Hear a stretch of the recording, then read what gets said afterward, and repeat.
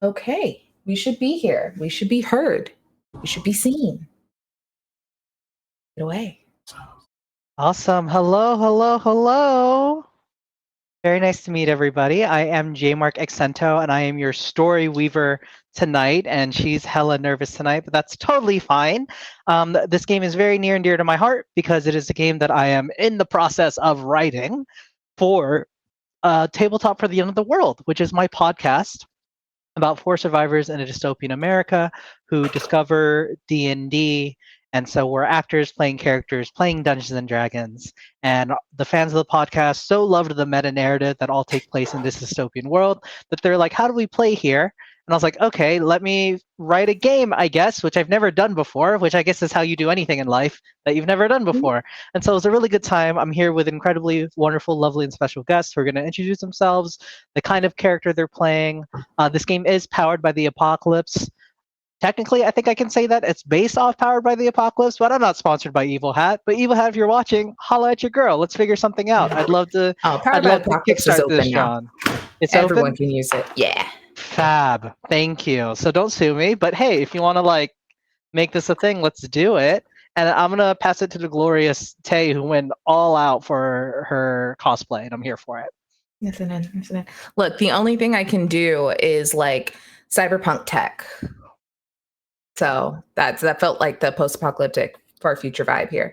But hi, I am Taylor at _potato, and I will be playing the Mechanist class today with the wonderfully jaded, happy, nothing in her world has ever gone wrong, Spark. And I'm sure it's going to be such a great time, and everyone else is just as excited as she is. Awesome. Let's pass it on to Paul, who is this your first time doing a live stream with us, Paul? Officially? This is my first time. Oh my god, hello debut. Paul is a world-renowned voice actor, in case y'all don't know. So don't pipe me up too much like that. Hey everybody, my name is Paul Green Dennis, and this is my first time playing with everyone here, so kudos to that. My character today, I am actually playing the hacker class today. So, and he's a brooder, calm but brooder, and he's out for his revenge. And that is all I can say. What's his name? And my name is Marshall Dark. He's so cool. Okay, and Mark J. What's the word, blurs and nerds? Mark J here. Today I am playing Dr. Geo. That's right, just Geo, who is the botanist. Imagine poison ivy, but with bioengineered plants. That's basically poison ivy, right? Yeah. Does poison ivy not basically a living bioengineered plant woman? I think the backstory on poison ivy kind of goes wherever it needs to. Sometimes it's like earth-based spiritual, sometimes it's bioengineered. It's kind of, it goes wherever they need it to. Depends on what part of the DCEU you're in. Yeah. Got it. Obviously, the best one with Ezra Miller as the Flash and Zack Snyder directing. And let me just drop all these terrible hot takes in there to get the. I'm gonna That's the kind of audience we want to attract, obviously. I I was busy today. Restore the Snyderverse, y'all. Okay, anyway. That cannot happen. No one wants that. Okay, so let's just slap it on there. Let's go ahead and begin by beginning and all that good John. You open up hanging out in what you all know to be a lovely little cafe known as the Busy Teapot. Now, in this world that we are setting Tabletop for the End of the World in, this takes place before what is known in the podcast as the Encroacher Wars, which was essentially when, this is before the Encroacher Wars, and even before that, also before the Corporate Wars. So this is right now all of the different corporations and conglomerates are building themselves up and trying to stage different takeovers and hold monopolies over everything. So the world is falling apart. And clearly, the everyday person doesn't matter, but there are still some small slices of small businesses still intact. One of them being the Busy Teapot. It's a quaint little cafe nestled on the corner of this block. You can see that there are some cute little plants around. There are people running around, but it is very clearly overcrowded. It's one of the few spots where people can go and hang out, and even here you can have that little sense of like they're trying not to automate everything, but they're so overwhelmed that they're not entirely sure if they can keep going at the rate that they're in. Let's start with Marshall Dark. What brings you to the Busy Teapot here today? Busy here, doing research, looking up new software, plus other things I might need for my mission. Otherwise, I'm just here alone by myself. Fantastic. So you're sitting in the corner and you're typing. You're really, really busy on your computer. You're completely lost in it.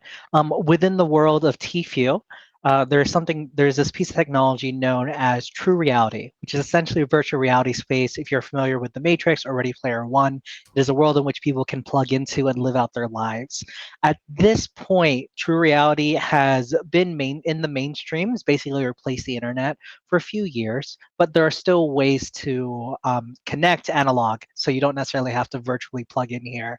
So it sounds like for you, Marshall, that you're not actually plugged in. You're strictly just like not in virtual reality space, is what I'm hearing, or are you in VR? I'm not in VR yet. Fantastic.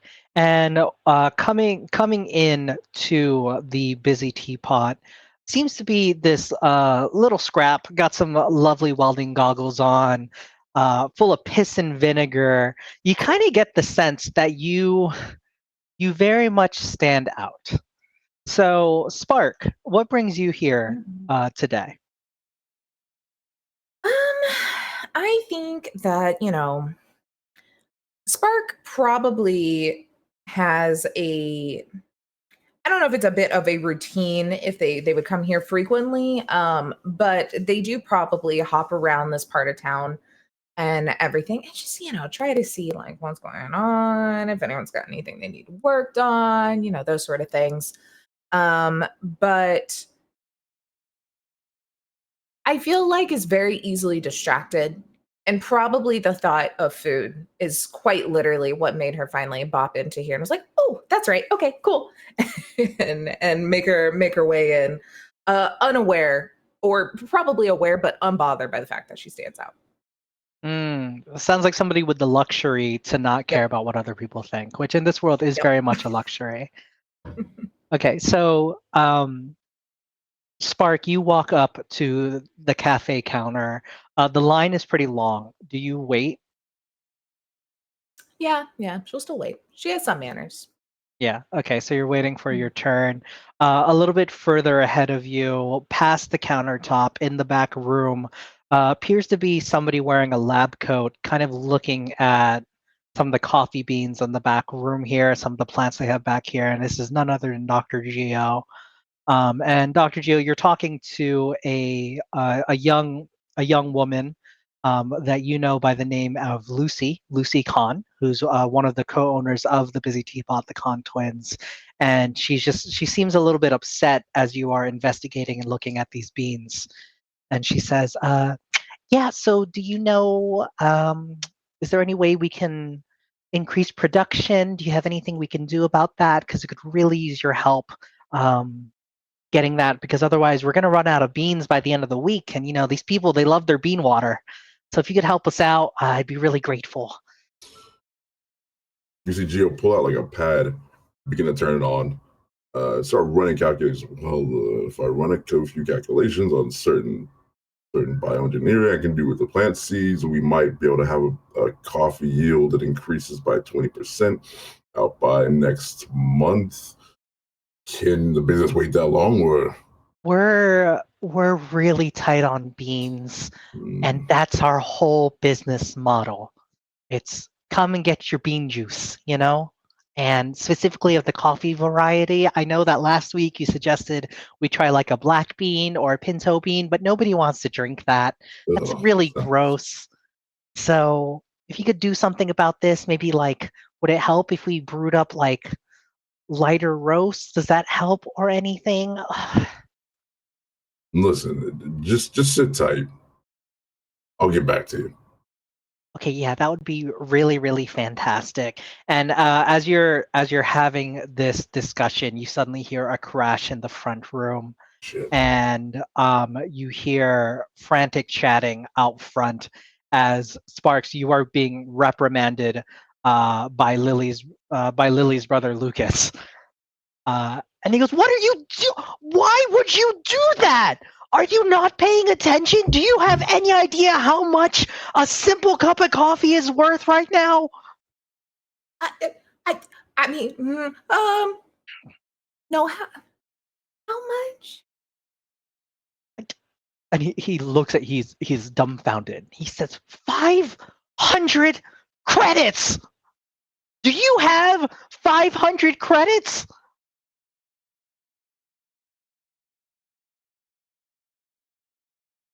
Do I pay you or do I pay someone else? Yes, you pay me. What do you mean? This is my store. You came into here. It's literally Busy Teapot by the Khan twins. Here's my name tag. It says Lucas Khan. Now Nice you to better meet get me you. those 500 credits before you face the wrath of Lucas Khan. Okay. Just pays however you pay in this world. Yeah, so you whip out your wrist, which has a little barcode tag on it, and you just wave it. You wave it over like his little deck he has in his hand, and I think you, I think you are not really paying attention as you wave it, and suddenly 5,000 credits drop into his account. Oh yeah, definitely. Yeah, fully. And he says, "Thank."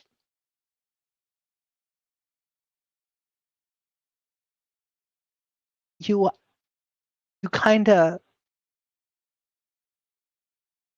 I'm sorry. I did not realize you were one of our top tier patrons. Thank you so much. I will clean this up. It won't be a problem. I'll tell you Well, I what. can help. I like do pull you- out just some little like auto scrubber like thing that I probably used to sit like sand things, but I just put a rag on it. roll use tech.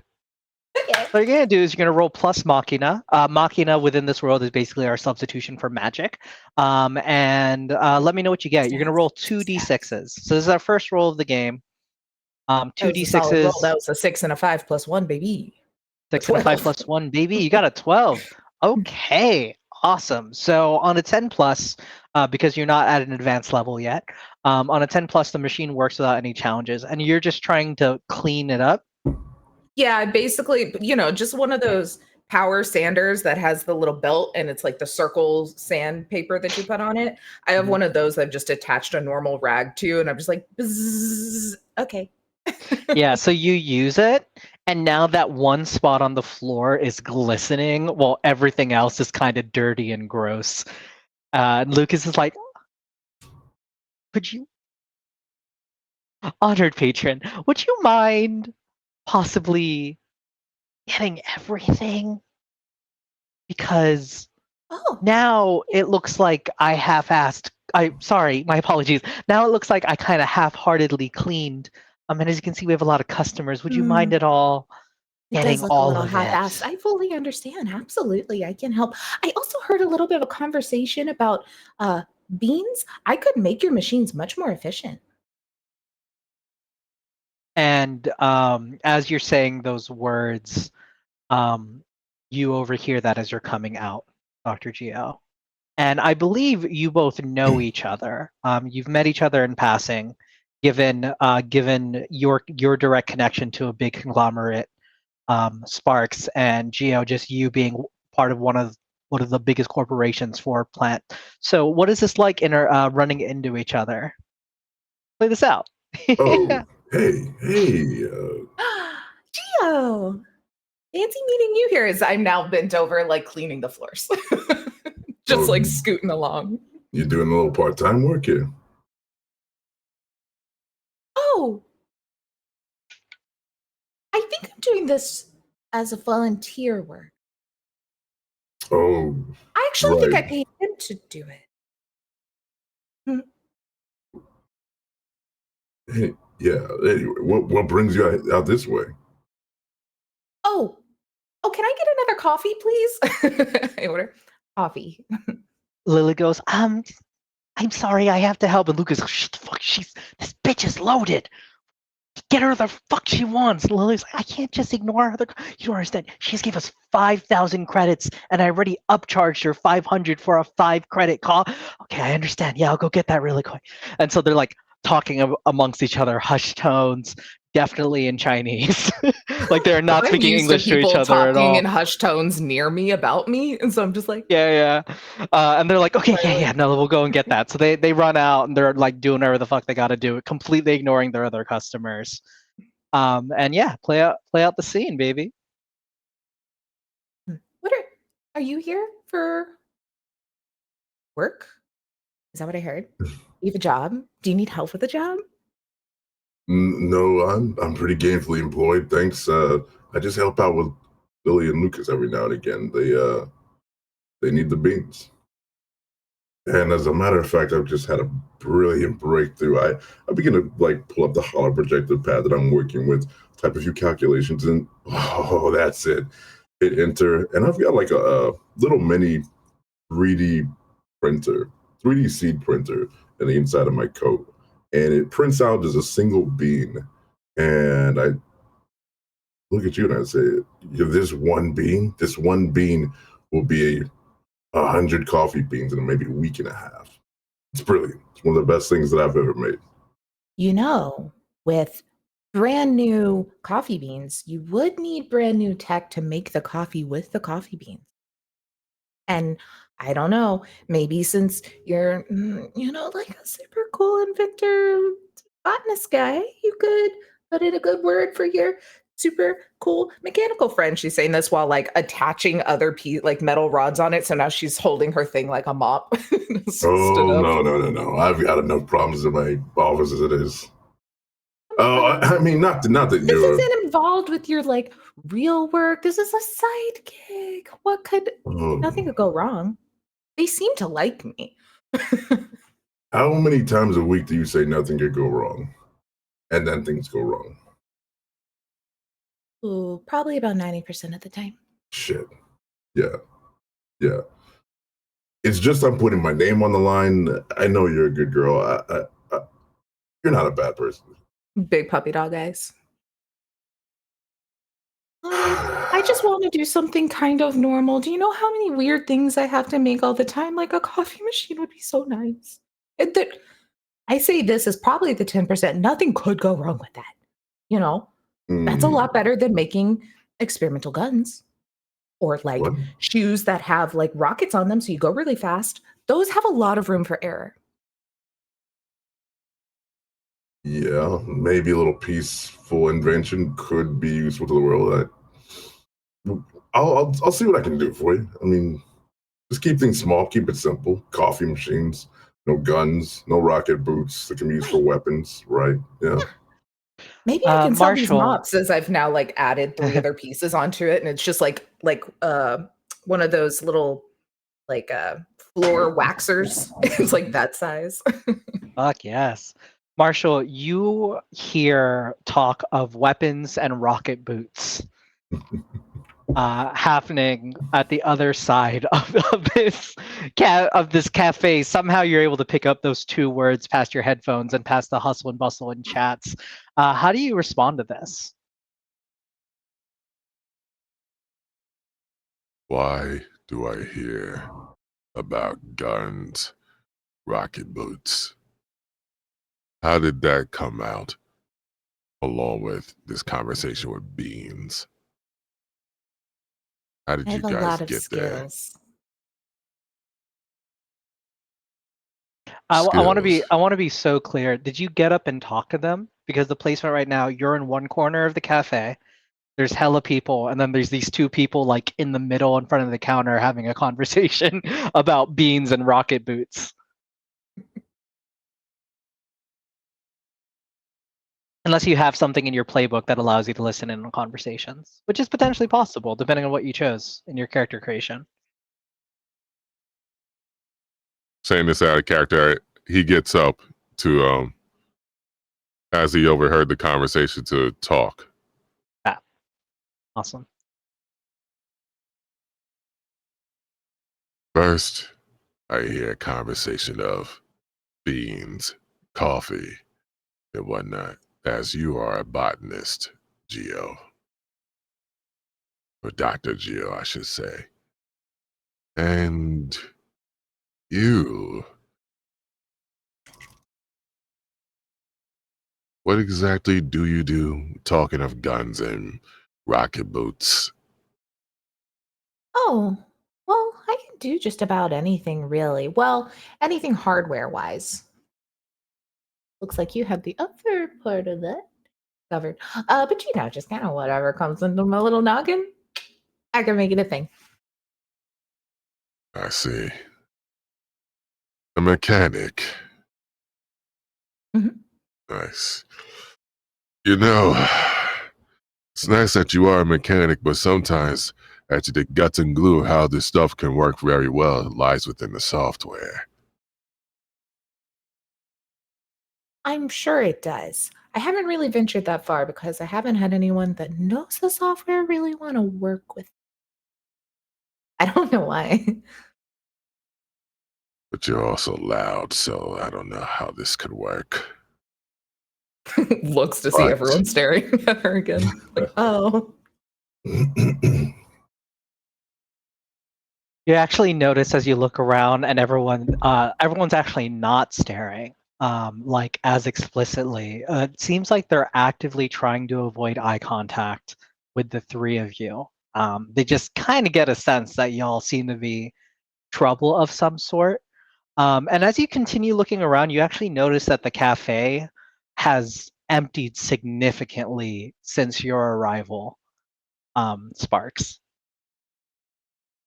And I would like one of you to roll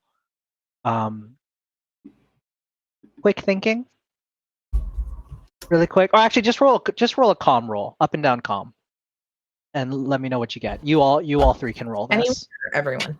Everyone, yeah. Up and down calm roll.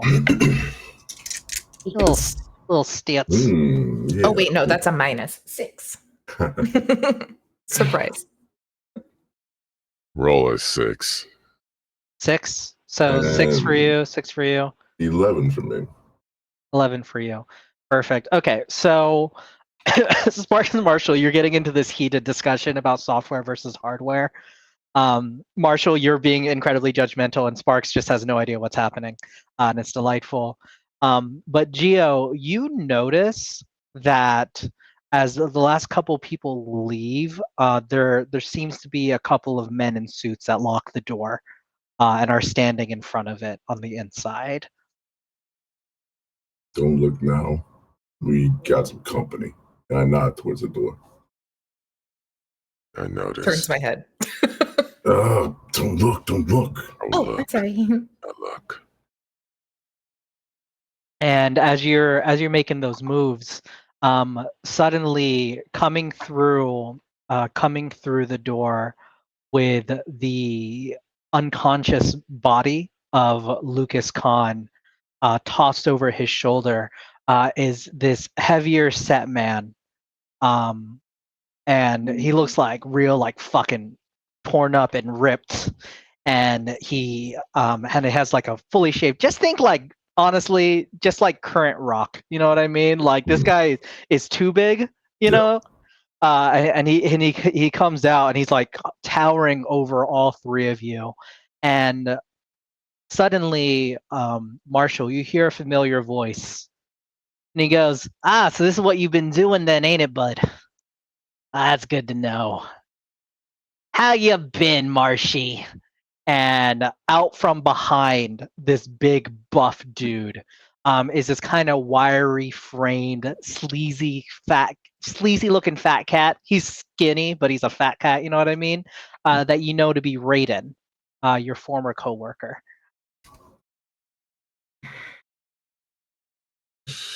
Of course, you have to be here. What the hell are you doing here, Raiden? I'm conducting business. You know what we do. And Right. he emphasizes that what we do is we ensure that people keep up on their rents and people keep up on the payments so they can make sure they get good use out of our technologies. Now, where the hell have you been? Because I ain't seen you in a minute, bud. I think we both know the answer to that question. All right. Paid leave. Of course. Well, sorry to say vacation time's over. And who do you got here? Hello. Very nice to meet y'all. The name is Sylvester Bane. That was really me coughing, not the character. Name is excuse me. It's canon. I'm going for it. It's canon I now. was gonna say Sylvester. The name is Sylvester Bane. My friends call me Raiden. It's very cool. Yeah, I'm one of the best death fight players they got out here, so you gotta have a hobby. Wait, Death Fight? The game? Yeah. For context, for those of you who haven't listened to Tfue, we weren't sure what you could legally reference, and so we came up with stupid off-brand names for popular video games. Death Fight is very much Mortal Kombat. Love it. Wait, so you walk around telling people that you're good at a video game? What, you ain't got hobbies you're proud of? Oh, look at me, I'm Mr. Plant. Oh, I'm so cool. Mr. Plant's over here. I ain't got nothing else going in my life. I'm just a Mr. Plant. And that big guy goes, oh, Mr. Plant. Is that right, Yeah, Bobo? Mr. Buddy. Plant. You should literally touch grass. Hey, we still do drug testing where I work. Just because we ain't a plant factory don't mean we can be smoking that ganja. No, I mean the real grass, the stuff that grows from the ground, the earth. Fake news, bud. Fake news. Fuck. Now listen, Just like you. y'all can stick around here if you want.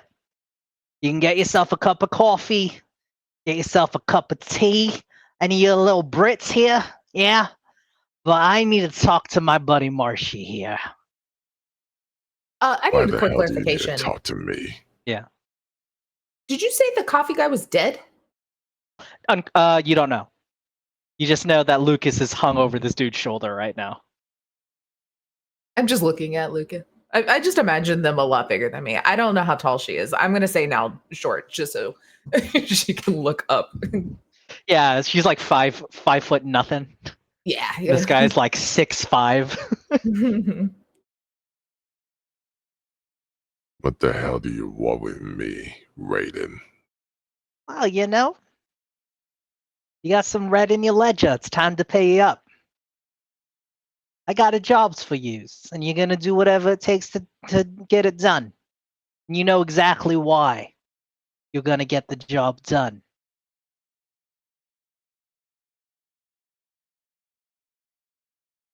Kick rocks. As you say kick rocks, do you do anything, or do you just say it? I just say it. You say kick rocks, and Bobo, this big guy, picks you up. And he goes, "You rock, I pick rock." Bobo, hey! Get off me. You like him? He's part of our new line. Yeah, the augmented technology is really gonna make us a fat profit next year. Do you like to double cross everyone you come across? Double cross? Heavens, no! I double dutch sometimes. I love a little bit of jump roping. You ever give that a try? It's a good time. Oh, you too? Yeah. I like this one. Now listen here. I'm gonna make it real simple for you. You get this job done. Maybe, just maybe, I know what happened to Nate.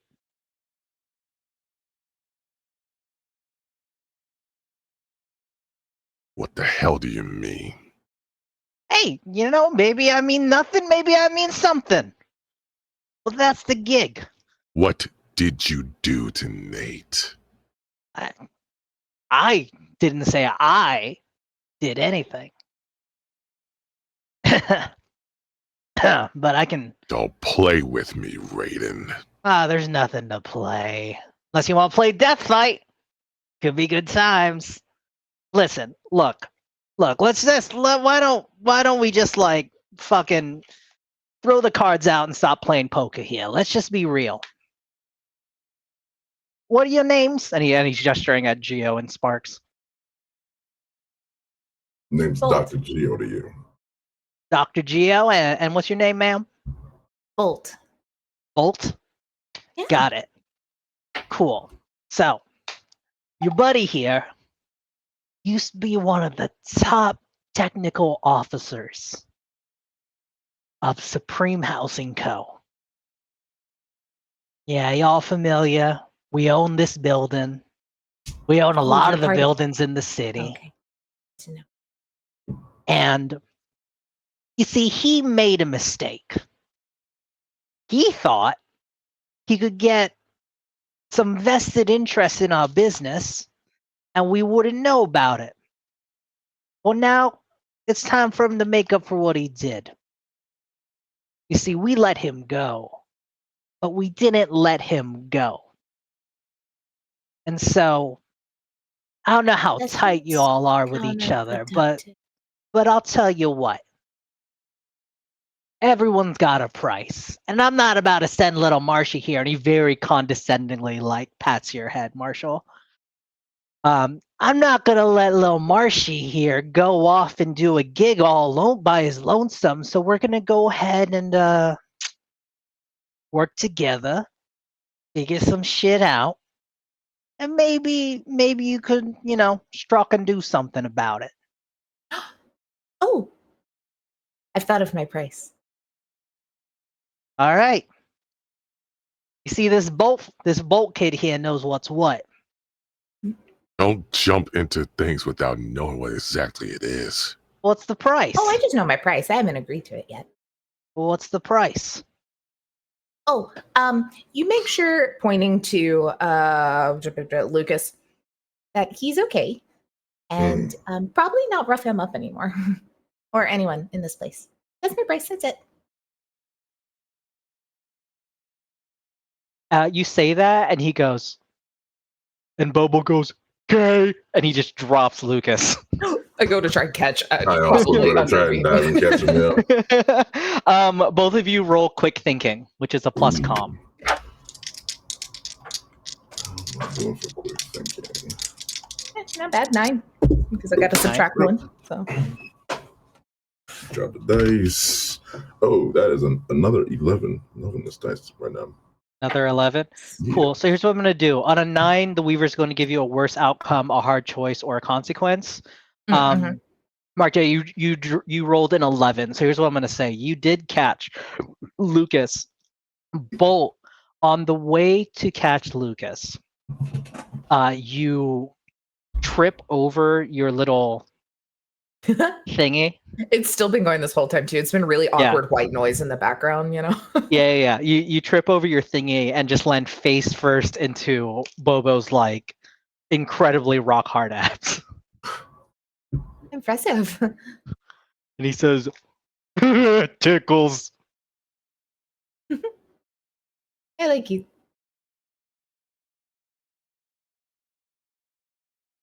I'll tell you what.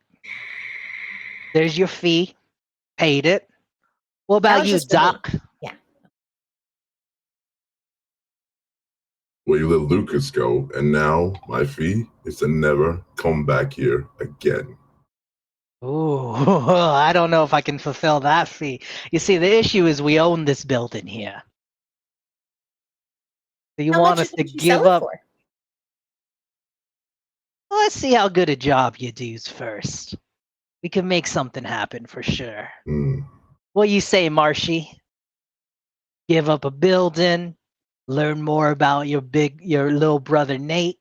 Little brother or big brother? I should probably ask. Little brother. Yeah, learn more about Lil Nady. How's that sound?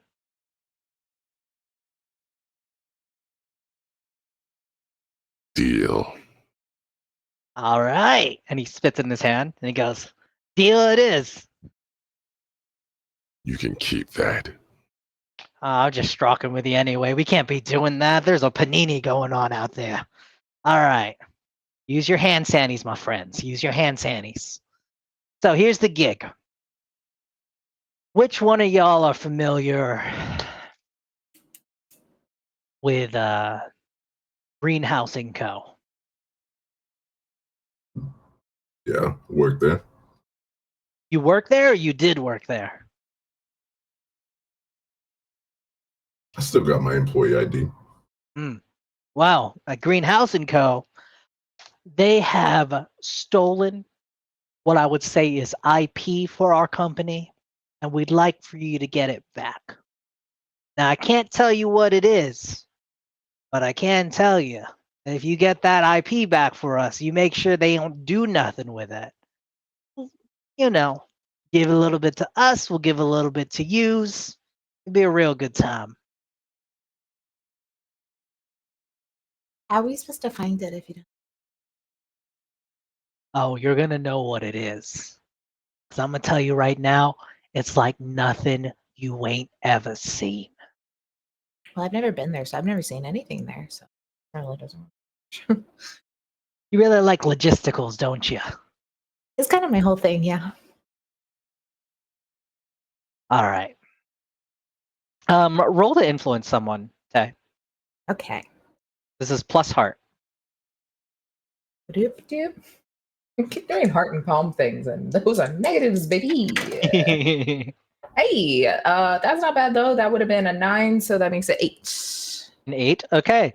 7 and 9. They will do it, but only if you do something for them right now to show that you're serious. If you ask too much, they'll tell you what. If anything, it would take them to do it. So he goes, so you really want to know what it is? It would just be helpful. Uh-huh. No, that's fair. I'll tell you what. We want to make sure not too many people get this information. And he pulls out a gun and he says, you take out Lucas. I'll tell you exactly what it is. But that goes against the deal. That was my payment, was that making sure Lucas is okay. And so if I shoot him, then he wouldn't be okay. Oh my so therefore, goodness. you're going I'm back on sorry. the You were deal. right. Twins are confusing. Lily, and she wasn't part of your deal. I did say everyone in the building, though. Oh, You good wouldn't thing hurt. she's out I guess back. I would hurt them. So that would then be still. Yeah. Oh, look at that. You found the loophole. That's We exciting. love a Yeah, no, I won't loophole. do that. I won't do that. You sure? You can find out. Be real simple. No, I mean, we're going to go get it. So if we just get the wrong thing and then we come back, then we have to do it again and you have to pay us more money because, it's going to take more time. Back and forth, back and forth, back and forth. And we'll figure it out. I'm going to stop you right there. That's not how he rolls. What do you say?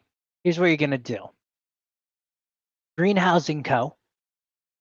They like to do these little things down at the farmers market. Y'all familiar with it? They like to do this like, oh, we're just real cute. We're just nice little farmers. We're just spreading the good word, letting people know about all the nice things. But I know for a fact that they got our IP stored somewhere there, and I ain't going to let that shit fly.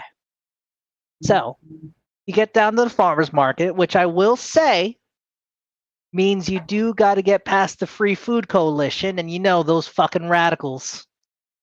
They're not easy to fuck with. But you get past them, you get in the front door, you find what we're looking for. Maybe we make these deals happen. What do you say?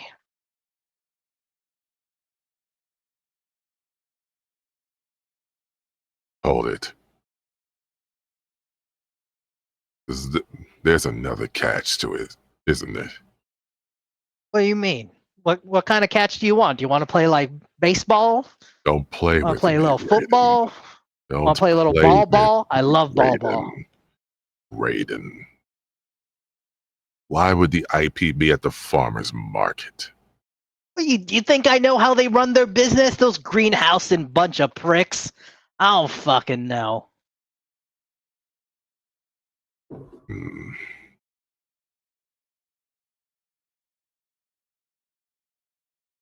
How soon does this need to be done? I'll tell you what. I'm feeling generous, so I'm going to give you the exact timeline that we have anyway. 2 days, 48 hours. Get our IP back, bring it back alive. We'll see what happens.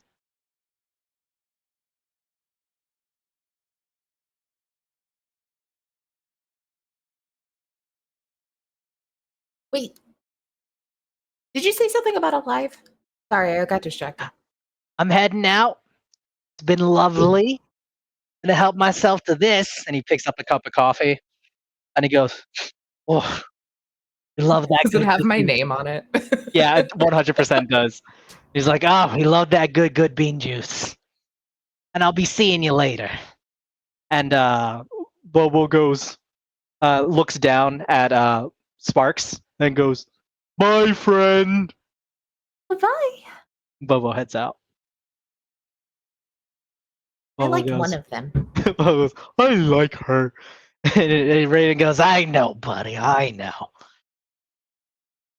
And you all are left alone in the busy teapot. Unconscious Lucas, Lily nowhere to be found. Left alone with your thoughts. They went out the back, so the front door is still very much locked. Lucas, I'm slapping his face. Lucas, Oh, God.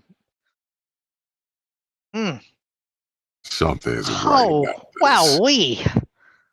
Oh, that hurts. What happened? did you just say wowie? Sorry. Anyway, yeah. Oh, But when that clown out there got you. oh, damn. I'm sorry, Doc. This is why we really need the.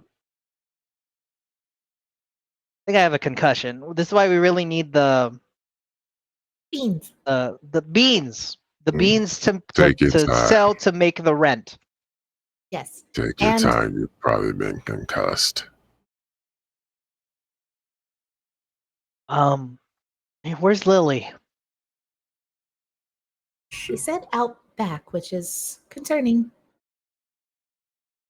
Ah, shit. And he tries to get up and he like gets woozy. Easy, Comes back easy, down. Take it easy. easy. Oh man, please tell me you didn't hurt my sister. She's all I have. Oh, Can I go oh, jeez. check? Am I allowed in the back if I go look?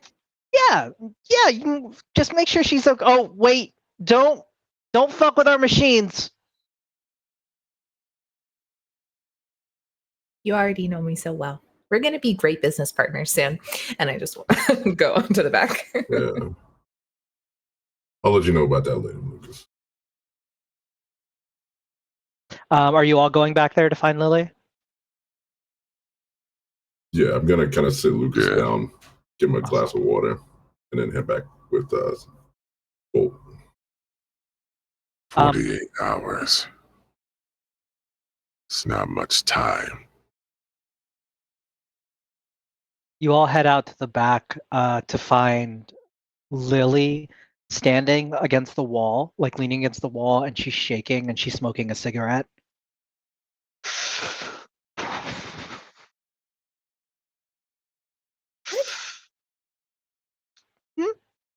Yeah, no, I'm good. I just I don't really appreciate when people when they come here, we try our best to run a good business, like I know they want to run us out. They've been wanting to run us out. They've been trying to run us out, but we always been right on cue with our rent every month, and They're sleaze bags. Don't count on them. yeah, that's what they are. They're sleaze. They're sleaze. They're bags. double-crossing bastards. Don't believe everything Raiden told you. Said that I wanted to stake at something. That's sorry. not what it really was. I'm sorry, your voice is incredible, but I don't know who you are. I'm Lily Khan. Nice to meet you. Marshall Dark. Is that like a gamer tag? That's a really cool name. I'm sorry, it's neither here nor there. Just call me Marshall. Marshall. Got it. Marshall. Doctor? Yeah. I know what they want. And you're not gonna like it. Well, they kept talking about some mysterious IP. Yeah, what the Yeah. hell is an IP doing at the farmer's market for a company? I heard him talking to the big guy. Apparently their company has been fucking with gene splicing. And I It's don't mean true. plants, Doc. Wait, what? I'm not talking plants. They have dark market dealings. That company's really a front. Dark market dealings, weapons, gene splicing, that sort. That company's practically what they talk about as a front, but really, it's dark market dealings. I found that out one day. Hacked into their network, and I saw a dark web of all their dealings. Let's just say they held it out on me since. And the guy that came in, Raiden, he was supposed to be my partner, but bastard fucking sold out. Ratted out on me. He had my family killed. What?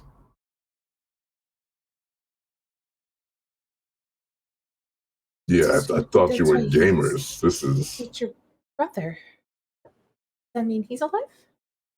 I have no idea. I've been looking for him since.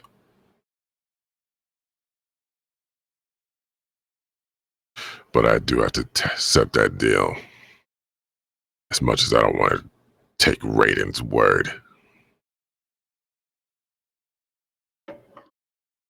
He's How the can you only trust the guy that killed your family? How could you ever trust him? Can't, but as much as I can't, I know he's the one who will probably have him, or it leads to someone who would know about Nate.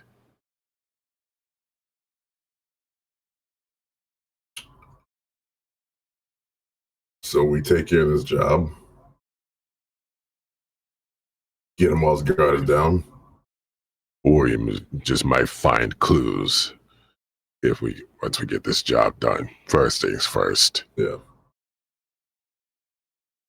What do you know about that company? The one you have your employee ID for still. Is there anything in particular I should know about that and the farmer's market it deals with?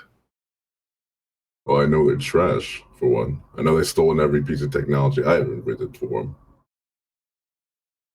Every seed, every idea, they think they own it.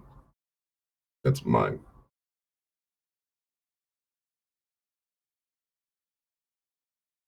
Lily, what? You said you know what the IP is? What this thing is? They just told me they were doing something with they were talking about gene splicing when they came in here, and then that big guy, he just gave me a look, you know. I never seen someone that big, and I guess he's like one of the products of that or something, but I don't know. But I gotta go. The big dumb guy. Is Lucas okay? Is he alive in there? I haven't gone back in because I saw like he dropped him like a ton of rocks, you know, and I don't want to see The big goofy guy.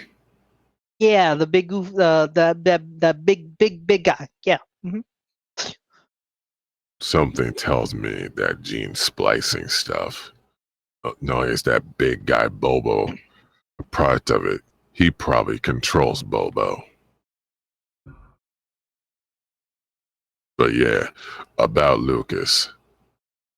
He's doing well. He has a concussion from that big bastard roughing him up. Okay. But otherwise, he's conscious. He's just gonna need a week to Okay. get the cobwebs out. And Okay, I'm glad. just Thank you. Can Guess I I gotta- also suggest that maybe at least for the next I don't know 48 hours, you'll stay inside the building. I did make a bit of a deal of where everyone inside of the building would be safe as part of my payment. Okay. Yeah. Can we still run our business? Because we can't. We don't have the I assume funds to. so. I think. There was no clause about that. Could have noticed. Yeah, we were gonna have an open mic night. In a couple nights here. So I'd really like to just get things ready for that. Thank you. Do you And have Lily a good is just tech like, setup for that? we have a microphone and a shitty shitty speaker. That's all we got. Okay, we'll talk about that later. Okay. I gotta go in and check on my brother. Thank you. And Lily, completely distraught, runs in. And then you hear like sobbing amidst like Cantonese. Sounds like a regular C drama in there. You know what I mean? But yeah, they're reconciling. It's fine. So just to recap, you all have met Raiden, who used to be a co-worker of Marshall Dark, and he's shown up swinging his big metaphorical bobo around, if you will, and has proclaimed that you have to take a job. The job was for Marshall, but simply out of convenience and wrong place, wrong time type situation, you all have been roped into this gig as well. You need to go take back from some IP apparently that is currently under the possession of the Greenhousing Co. And they are apparently going to be presenting it or have it stored in the farmers market. The farmers market in this world isn't simply, which you all would know, it isn't simply just like, oh, an open air farmers market. It is a gathering place for local shopkeepers to like purchase and sell their wares, but it is one of the last standing bastions of like fighting for the little person. You know what I mean? Or the little guy, the little being. Little person's a very different term. Fighting for the little being, you know? And you also happen to know that it is the base camp for the Free Food Collective, which is a rebel clan within this world. I don't use the term tribes because that is tied directly to indigenous beings. Instead, they're called clans. So this is a rebel clan that is specifically they're freedom fighters, but they're also radicals, and essentially they are constantly at that line into just straight up terrorism.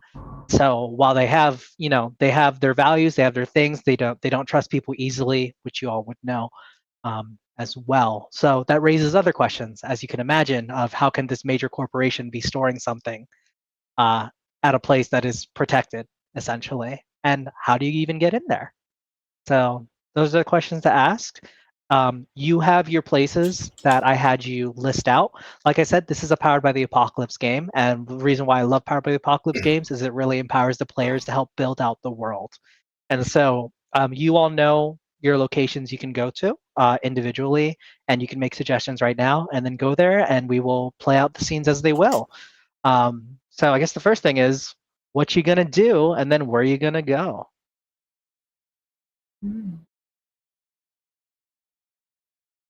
I'm just wide-eyed looking at the two of y'all for any sort of direction on what the plan is. Y'all seem to have more of a connection to either side of this digital conflict, so. Well, we want to get into the farmer's market. I know a farmer. Good friend of mine, Mish. She's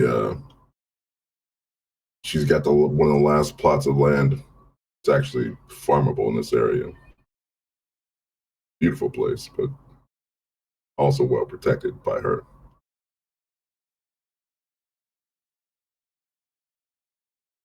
How protected is this place? What kind of protection? Oh, auto turrets, dogs. Nice dogs if they get to know you, but it's just the kind of place that you wouldn't want to stumble upon on accident. Those turrets, all of that. Is that all Mish is doing, or did she hire someone to put that in place? You know what? That's a good question. She's not much of a tech head. I bet she hired someone else.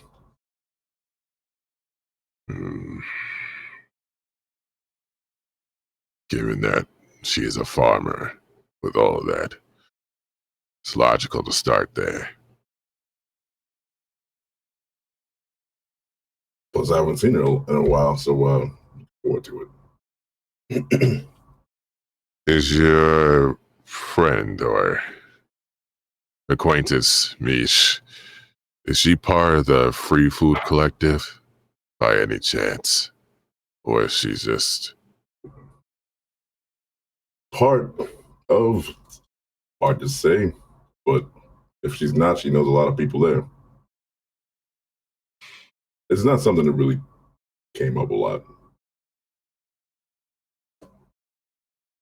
All right.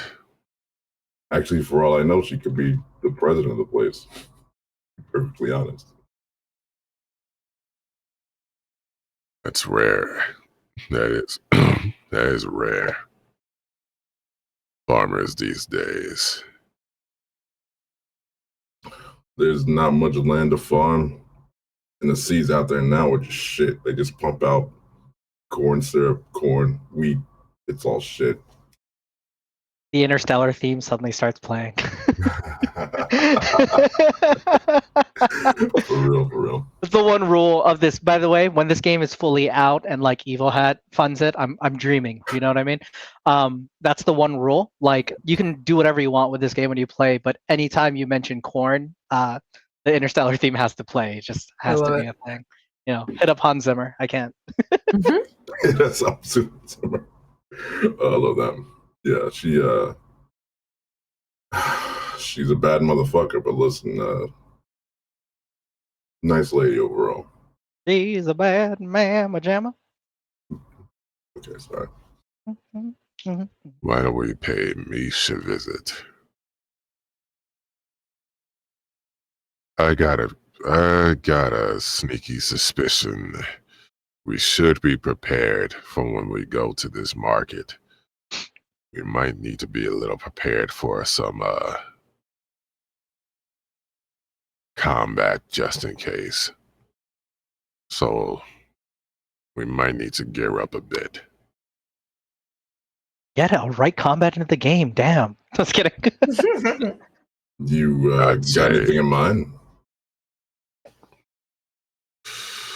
I'm more of the hacker in terms of software. But I'm fairly sure Bolt might be able to whip up a few things. Oh, yeah, that's right. That was my fake name. Yeah. Well, I mean, I can. What are we thinking? Do we want drones? Do we want turrets? Do we want like super cool armor where no one can see us because we're invisible and we don't? I don't know. What do we want?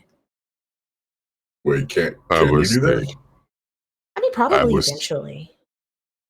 We can, but the problem is, considering that farmers market is known for having radicals there, we don't want to go in guns a-blazing, because we'll be undermanned severely if we do.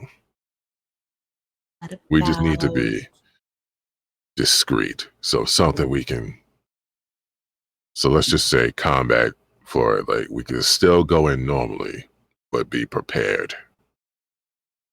I mean, I could make some EMPs. That's quiet. That disables people, right? I think I've successfully made at least 4 of those before, so.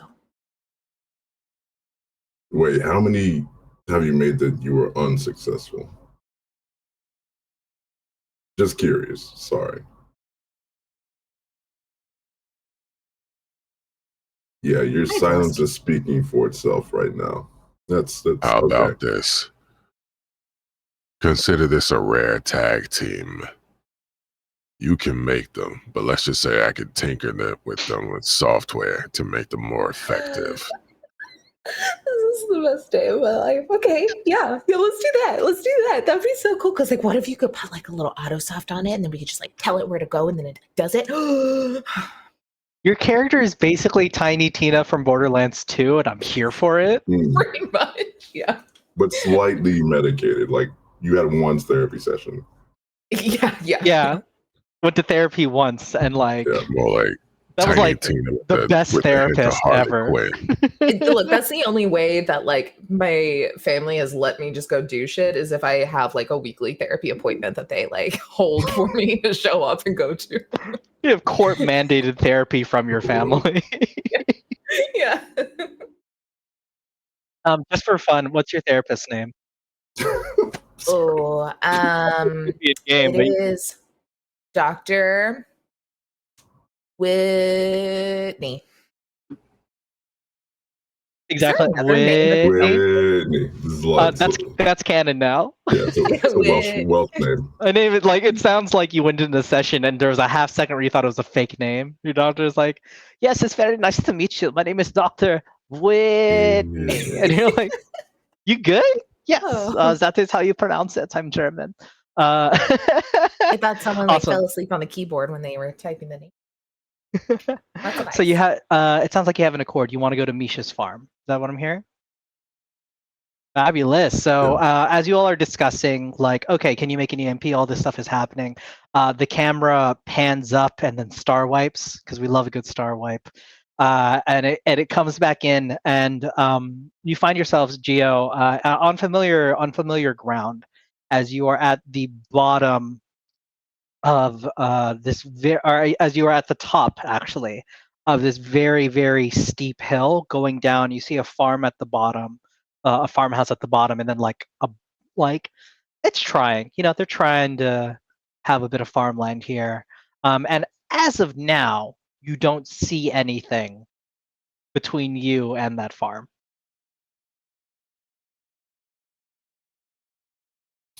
Seems like a simple walk.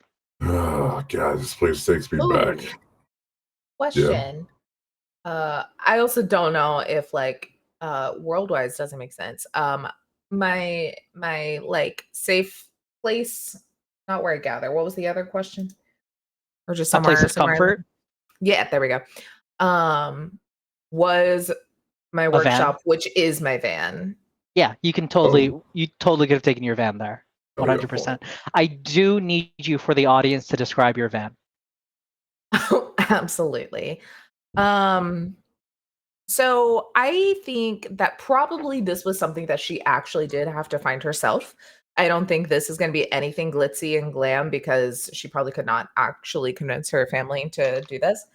So I think it is like fully a, 30-year-old like Dodge Ram or Ford Traverse, whatever those big, tall, like work vans are that you see like Geek Squad and stuff in. It probably was an old Geek Squad or some equivalent in this world, Nerd Herd like sign is on the side that I've like kind of scraped off a little bit. It is 100% a Nerd Herd fan, and I'm putting that in the podcast somewhere because that's an incredible title. But yeah, it's like half scraped off.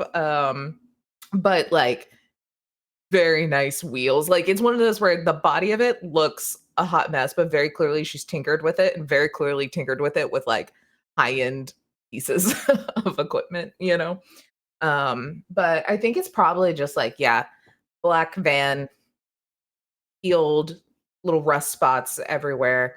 Definitely has like probably some like lots of window clings and like posters and things on the inside of it so you can't see in from the outside.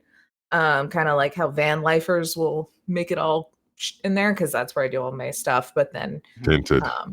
Yeah, the inside though definitely does have like a hot pink like fuzzy steering wheel cover and pink fuzzy dice that go with it. And then the seats are like tie-dye seat covers. And it smells like the inside of a Victoria's Secret. Just so much bubblegum and over perfumed. I love it. So the outside looks like shit. The inside is like fabulous. I think before you even get to Misha's farm, I love this. I think you open the door and the first thing you hear is just loud blasting of the Cake Town Lil Jon remix. And you know for a fact the music wasn't on when you left initially. Well, here's if you want to bake a pretty cake, what?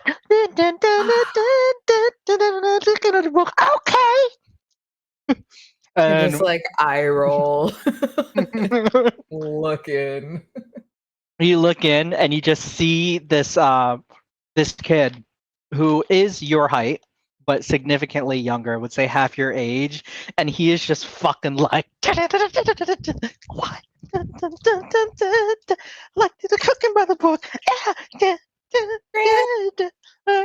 He can't hear you. This music is fucking blasting. He's like, Just like turn off the van. and he goes, and then you just hear him go, okay, oh, hi, sis, hi.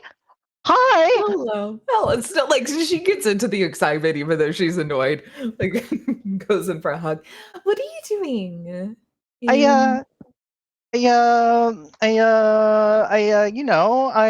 just wanted to, I just wanted to, Get hi. in trouble. Are you hiding? Need you to roll. Alright, let's see. What was the read person one? Investigate? No. Influence? No. It technically See their falls under, truth. There we go. yeah, Is it that one maybe? So that's art, see their truth. Yep. Oh god, garbage. I rolled a 1 and a 2 minus 1. Ooh, damn. 2. 1 and a 2 minus 1. Good Lord. So even though you know your brother, Yeah. he just has the sweetest face right now. And he's Such a good like, liar.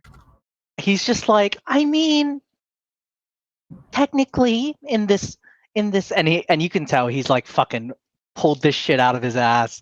He's like, well, technically in this post corporate capitalistic environment, we're always in a little bit of trouble. And can you blame me for wanting to be close to my big sissy? That's a really good point. No, I can't blame you. Yeah. Guys, this is my little brother Grant. Hi. Hey, Grant. Hey, how are you? Are we interrupting something here? Is it a reunion? Because we're kind of in a rush. No, we saw each Try other. to rush you, Grant. Yeah, how far do I live? Can I drop this kid off before we go into danger? Or do we have just an adorable little gremlin in the van the whole time? Right now, you have an adorable little gremlin in the van. Because here's the thing, do you want them to know who you really are? Oh, that's true. That's Mm. true. It's true. Okay, here is the deal. And he's like, as you're talking, he found your stash of this is not sponsored, y'all, acai covered chocolates that you adore. And he's Oh, just like, love as you're talking, he's just like, okay. I have a job to do, which is super exciting for me. But it could be a little dangerous because, like you said, are he said we danger. ever in His trouble? eyes get big. He's like, Mhm. But that means since you have stowed away inside my van, you get to hang out in your cubby. And like point to the little like there's like a little bunk bed there, and like the bottom one is clearly like little kid boy things all over it, and it has like a door that you can shut. no. Well, maybe you should have thought about that before you came here. Because what if things get really bad? And if there's something bad happens to me and then something bad happens to you, you know mom and dad will resurrect me to murder me again. What? Well, I can help. Look. And he goes to his cubby and he opens it and pulls out a mini turret. See? I've been practicing. Is he like waving it around? Does the point of the turret point in anyone's general direction? 100%. Shit, kid, what the hell? I've Don't been point that at me. practicing. Kid, put that. You need to be careful with that. He rolls his eyes at both of you. He's like, it doesn't have ammo in it. God, I'm 7, not 6. Okay, actually, that is helpful, right? Looking at the Yeah. other two. you could just tinker back here while we do our business, and then we have like turrets and stuff. Oh, I just have this one, but it could be useful. Yeah. I could shoot someone with it. No. But people just fall asleep. That's what Mom said when the dog went away. I just helped them sleep real good. Oh, wait. You could get like some sort of like biotoxin that does put people to sleep and put that in there. Are you saying that to Grant or are you saying that to Gio? No, to the other two. I might have something that can work. And I pull out a little coffee. It looks like a little coffee mug, but it's actually really high tech. It's basically a little grow pot. And from this coffee mug, I kind of type some things on the side. It's kind of like sigils if it was magic, but it's technology. And from this grows a small plant. It's about 7 inches high. It's a herb, couple of herbs. And I pull off the leaves and I say, here, fashion that into something. And it's one of my stun plants. Ooh, okay. Can be used I grab as your a hand pet. and stop you from handing it to him real quick, and then grab a pair of gloves and give it to Grant. Oh, yeah, sorry. This stuff doesn't affect me anymore. Sorry. Okay, awesome. So that's going to be one of your 3 seeds for this I run. took the item that gives me 5 seeds, so I have 5. Oh, nice. All right, Yeah. so 1 of 5, fantastic. Did you want to roll to give yourself enough ammo for Grant to use? Because right now it sounds like he has 3. You know what I mean? Like 3 shots from a turret. Okay. I will roll. I like a good roll. Perfect. So the ability here, for the audience, you want to read it up to them? This is your wild growth. Okay, yeah. So long as you have the seeds or an available plant nearby, you can conceivably make any plant rapidly grow. Roll plus machina. On a 10 plus, the plant automatically grows to the size you want for the purpose you want.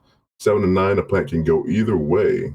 It will either grow to the size you want and have a detrimental effect, or it will serve the purpose you want, but in a very diminished capacity. On a 6 or below, the seed or plant crumbles away and is no longer usable. So what's my plus machina?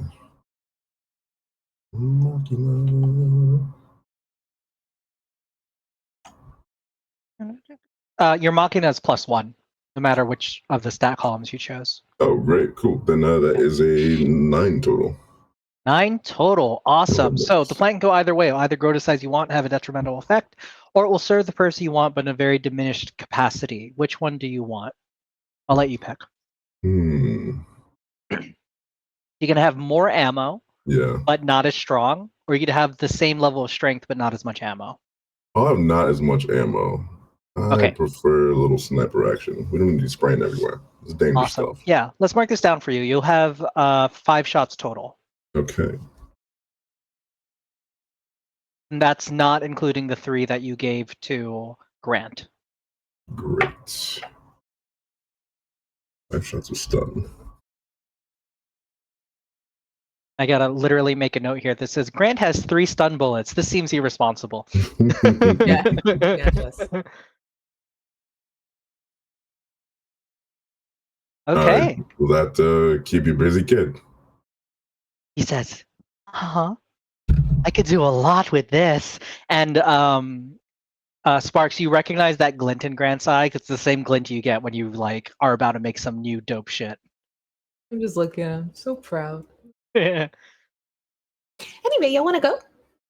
I do only have 2 seats in the front, but one of you can sit back there. Points to a also just very overstuffed, fuzzy pink beanbag chair in the back corner of the workshop / van.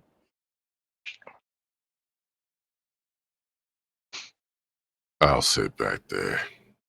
Then I got shotgun. Yes. That's everything I want. I want this brooding man on a big fluffy. Yeah. I want art. Hey, audience, please draw this. Oh god. Perfect. Okay, so yeah, we're gonna skip ahead again. You all are parked at the top of this hill. You hear as soon as you shut that door, as soon as you shut the door, Sparks, and you all are out, immediately the Cake Town remix comes on again, like without missing a beat. Like Grant had a remote, and it was literally like boom, like it was like almost the door is what activated it. Well, okay, but what if we change the music up a little bit? Maybe something a little more mellow. It's your red. Oh, sorry, go on. When you arrive at this is when you okay. arrive. Yeah. Gotcha. So he didn't have it on while you were in the car, but as soon as you left, he's like, "My fucking jam is playing." Yeah. Right. Perfect. Well, I guess you lead the way. This is your friend, right? Yeah. So this part of town that you're in, are you all making your way down the hill? Yeah. Yeah. So as you start making your way down your hill, the first thing you all notice is compared to the gritty grime of a very urban but decrepit city, that is the city that you call home, the city of Doraki that you call home. This is almost ethereally serene.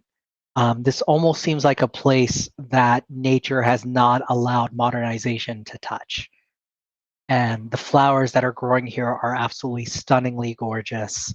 You even see some semblance of animals that are running around.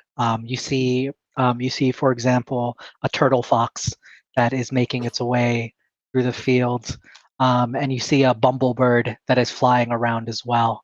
And it's really nice, and it's really pleasant. What's going on through your heads as you're making your way through here? Would you know? This is what happens when you don't let corporations touch Mother Nature. It's very pretty. Prettier than that place we went on vacation last year, which was very similar. This is how the world should look. This is how it should be everywhere. Simple. Plants, animals, an ecosystem. This is heaven for me. As you all are taking in this beautiful vista, unlike anything you've seen, suddenly you hear a whirring noise that Sparks would sound very familiar to you, because it's very much the whirring of a machine gun that is loading up. And suddenly, I need you all to roll for sense danger. Sense danger.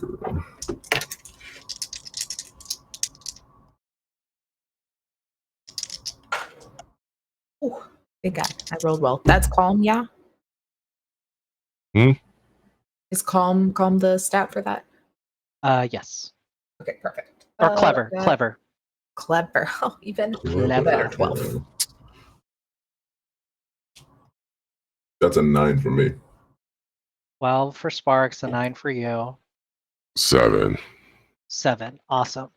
Okay, so let me pull this up. Why is it not on my unplugged agenda? That is my fault for not writing it on there. Thanks for pointing that out, friends. So essentially on a 12, we're going to give it to Sparks. You see this turret pop out of what you thought was a gorgeous and very simple tree. And you can... I feel like it's not even like necessarily an attempt to save everybody that like brings notes to it. She's like, oh, well, how cool is that? How'd they do that? Yeah, 100%. You notice it. It's like far enough away that you're able to clock its range. And you have a very quick moment to act as your other two buddies are like a half step behind you. What do you do? With my resources, is that a use one and done? Yes, single use. Okay, don't want to do that yet. Or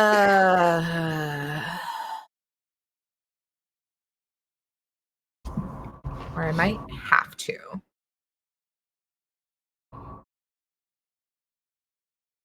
Now that might be more sketchy. I have a smoke bomb, but I also don't want it to be more sketchy that we're here if you're a friend. So I think instead, it's more, yeah, probably more just bringing attention to it's like, oh, how cool. Oh, wait. Oh, no. Oh, that's targeting us. Okay. And we'll just like kind of grab like turret and pull everyone kind of to the ditch essentially. Fantastic. Yeah. Do y'all let her do that? Yeah. Awesome. She's driving, yeah. Yeah. So you hear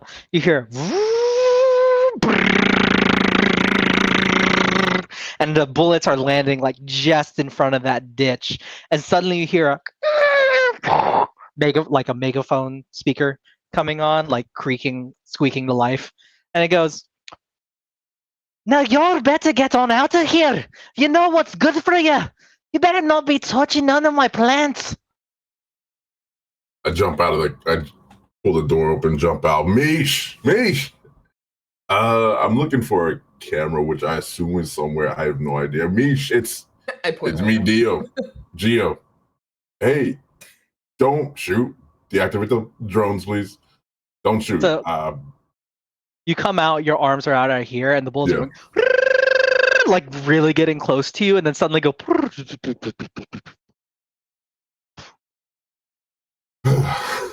And then you hear, "Oh heck, is that Geo? Yeah, how's it baby. going, bud?" It's going great. Yeah. Good to see you. The farm looks great. Hey, can we come in? Yeah, hell, come on in. You got your friends here. I'm so glad y'all are here.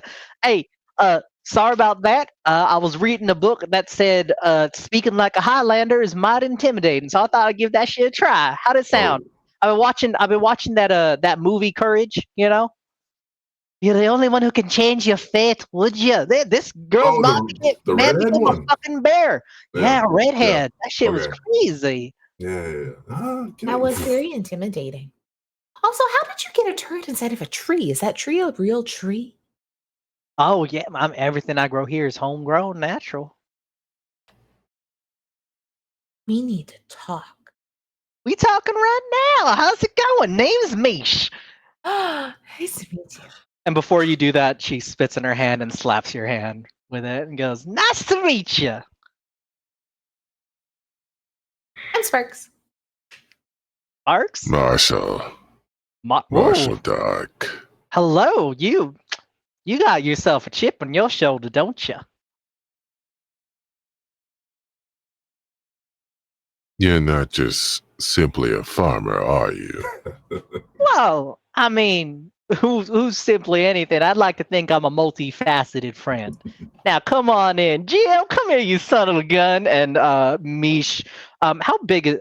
Can you describe Geo for me? Oh, Geo's kind of a average height, 5'10" for a guy, kind of a lanky, skinny, older black man with kind of graying locks down to his shoulders.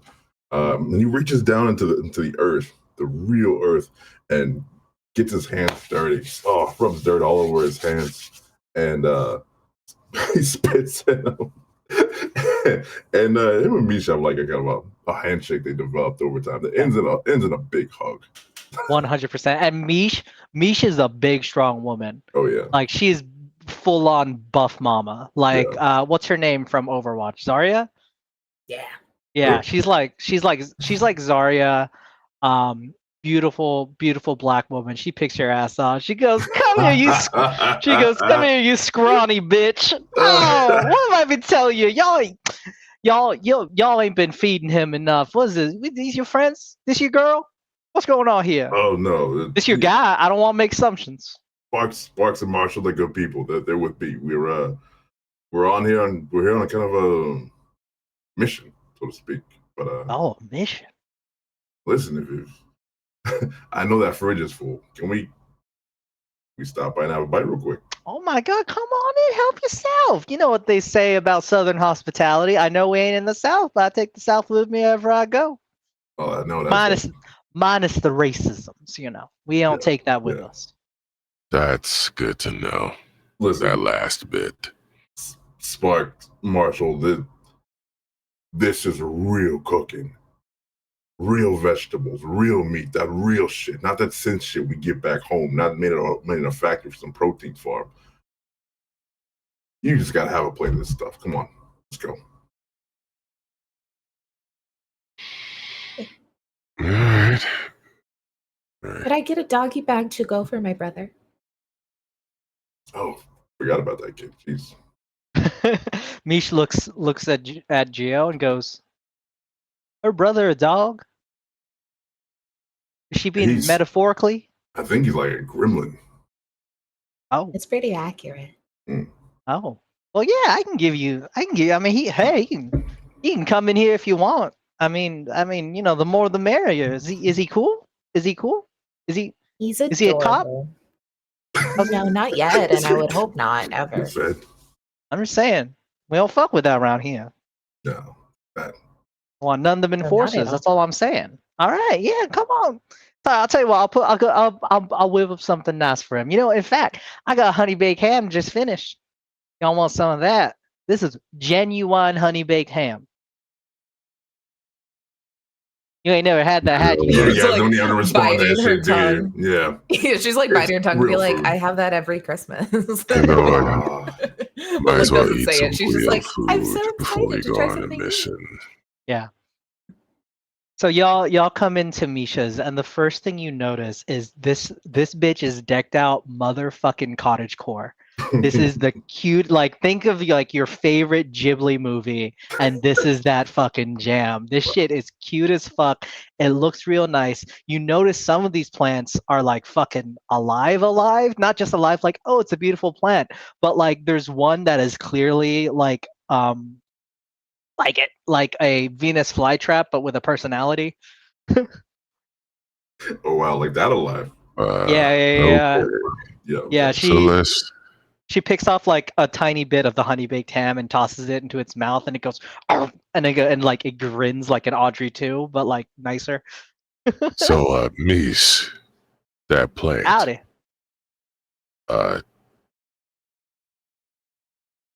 Does it scream "feed me" every single time it wants food? Mish gets really serious and goes, fucking tired of people quoting that goddamn musical every time they visit my home. You try that shit again, we're gonna have ourselves a problem. Yeah, I'm just fucking with you. It totally does. Hey, Coco, say the thing. And Coco goes, feed me, Seymour. It's like, that shit's funny. Nah, Coco's cool. Coco goes, yeah, I'm just here to eat some fucking meat. That's all. Not human meat, because that's fucked up. I'm just here to eat some good old cooked shit. I love it. What is in the Harley Quinn show? Legit. Yeah, there's a whole plant. I think it's like Paul the HBO one. I haven't seen it. Yeah. Poison Ivy has it talking. It's like same vibes. Hold on, let me look that shit up. Frank the Plant. Frank. Yeah, he was I haven't seen this show, but that's exactly the energy I'm going for with Coco. Yes. Like they are best friends. They do talk shit all the time. Yeah, that's one. Yeah. That is 100%. I need to watch the show even more now because that's 100% the vibe and energy of Coco the Plant. He's like, I just don't think y'all need to be so reductive about my existence. It's like, hey, they don't know better, man. They don't know better, Coco. It's all good. You want to give him a high five? And Coco goes, you go in, and he goes, I'm just fucking with you. Hey, there you go. Yeah, it's all good. I only eat assholes. Not booty. I mean douchebags. Not actual douchebags. I mean dicks. I mean bad people. That's what I eat. Let me get this right. I don't eat literal buttholes or literal douchebags or literal dicks. If you eat the people, you will eventually eat an asshole and a dick. Nope. Eat around it. Don't touch it. That's how I roll. Okay. On another subject, I gotta say the security for this place is it is up to par, and it's well done, Misha. I will give you that. Thank you. Especially for a turret, and to have a turret just blindside everybody from a legit tree. Yeah, and That takes a lot of skill. that's only one of And them. Got plenty more where that came from. Y'all got lucky. If I wasn't home, whew. Mm. Listen, Marshall, this has got to be one of the most well-protected places in the area. I mean, look at this place. It's a treasure, really. I bet I wouldn't want nobody, especially a corporation, coming near the last vestige of true Mother Nature. Mish, let me help you fix these folks' plate, and then we can talk about the business we got to take care of. Yeah? Yeah, absolutely. Hold on, give me a second. Coco, hook me up. And Coco goes, "Oh, you trying to get a piece of me?" It's like, "Give me that sugar." And then Coco sprouts like an apple, and then tosses it to Mish. And Mish goes, "Thank you, baby." And she starts cutting it and like dicing it, and then putting it into some delicious ass stew. Which, by the way, I do have a stew recipe that does involve apples, but that's neither here nor there. Put it in the chat. Shit. Yeah, like share that shit, please. I made it on I sometimes have chop days in my kitchen where Ezra goes, "I'm hungry," and I go, "What do we have?" And then I make shit up. So I never wrote it down, but I can repeat it from the heart because I'm Asian and that's how I do. That's not part of the show, folks. That's just me sharing a lore drop about my life. I think it's canon. I think it's in the book. Awesome. So yeah, y'all go and see now I'm back in my southern accent. You all go. You all go and you're really enjoying Misha's place and space. While Gio, I'm guessing you're helping with the fixings because you want to have a private conversation. Yeah. So before we resolve this scene, let's talk to Sparks and Marshall, because Marshall, this is your first time meeting the other two, so opportunity to chat. Just awkwardly sitting across the table. How the hell did your brother get in that van? Well, he's very sneaky, honestly. It's probably the big thing. He's also very smart. Do you know how many times I have redone the security? Could you help me do a security that isn't physical? I don't know if he's smart enough to break that yet. What do you mean by not physical? When you're dealing with software, there's many. Yeah. Like, what if I made like a little thumbprint scanner and then you like coded it so it only opens to me? I can do that. It'll take a little bit.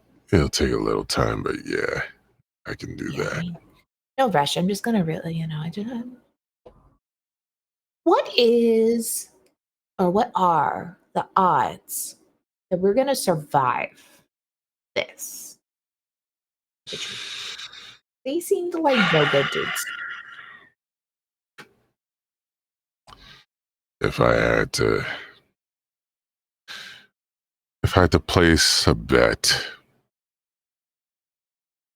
if I know Raiden, him holding more information than he was telling, I'm gonna say, if I'm gonna be nice, 60%. We're dealing with, I don't know if you know the Free Food Collective or have ever heard of the Free Food Collective. I've never. They are very, they have their beliefs and what they stand for, but they're very radical. You would say terrorists in a sense. They will go to extreme lengths for what they believe in. And that includes guns, violence, anything you could think of. That farmer's market is going to be guarded heavily, to say the least.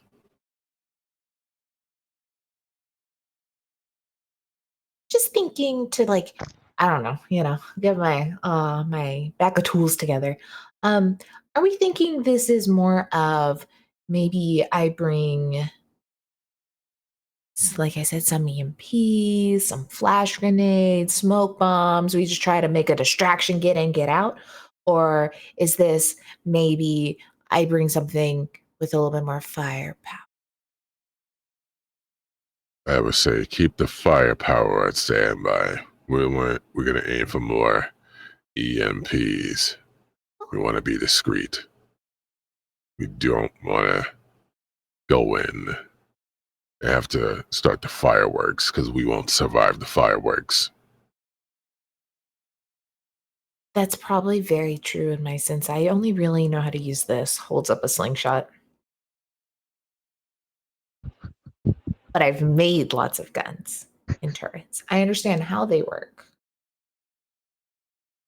So you know how to make guns, but don't know how to use guns. Is that what I'm hearing?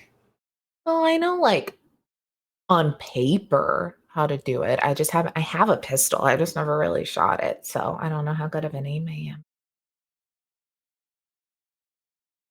Let's hope it doesn't come to that. Mhm. I'm usually very good at disabling people without having to actually hurt them. So hopefully we keep doing that. Actually. But if we're going to be resourceful, a tranquilizer could be worth having. Or a trank gun.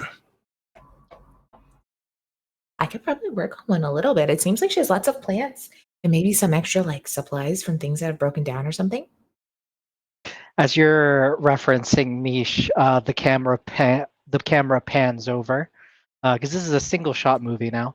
The camera pans over, and you notice that there's been a shift in demeanor. The audience does, as the jovial Mish is now very tensely cutting into the ham, and you can really hear the like into each things, and Mish is not talking to you, Gio. I'm stirring a pot of actually what I have right now, which is just like beans and meat with apples cut into it. Ooh, yummy. Yeah, Mish, sweetie, are you okay? You look. Why'd you bring these folk here? If it wasn't something I had to do, you know I never would. You know I keep this place as a You start well-kept saying that, and secret. she takes her knife and stabs it Shit. into the cutting board, and she says, "Do you realize who that girl is? You brought the goddamn daughter of." Excuse me. What's your? I know you're the child of like a major, the head of a major corporation. What corporation was it? I don't think we picked one because I was gonna kind of let you make that decision knowing all of them. Got it. Yeah, I'm just kind of like very anti whatever. That I was assuming it was some sort of like technological based thing. Oh, even worse. You got the goddamn daughter of the Kozai security systems here? Do you Wait. understand who you brought into my house? I'm sorry, what? I like peek my head around the corner and look at Sparks and Marshall chatting like, fuck that. You gotta be shitting me. You gotta be shitting me. That's her? Yeah, what is Sparks' real name?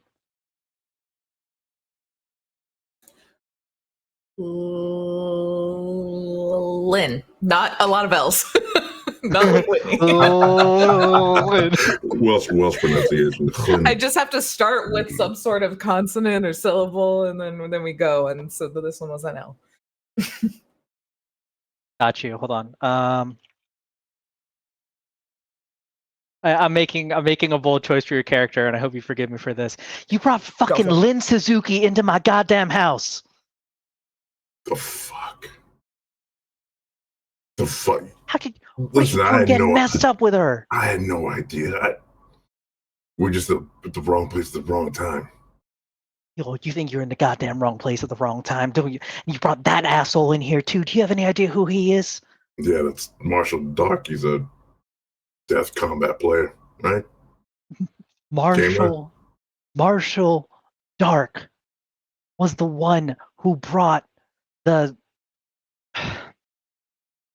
Marshall Dark is the elite hacker for the secure housing firm. You know they're not really that. I'm talking deep, deep, deep dark web. Those are the folk you're playing around with now. What happened? I thought you wanted to grow some goddamn plants.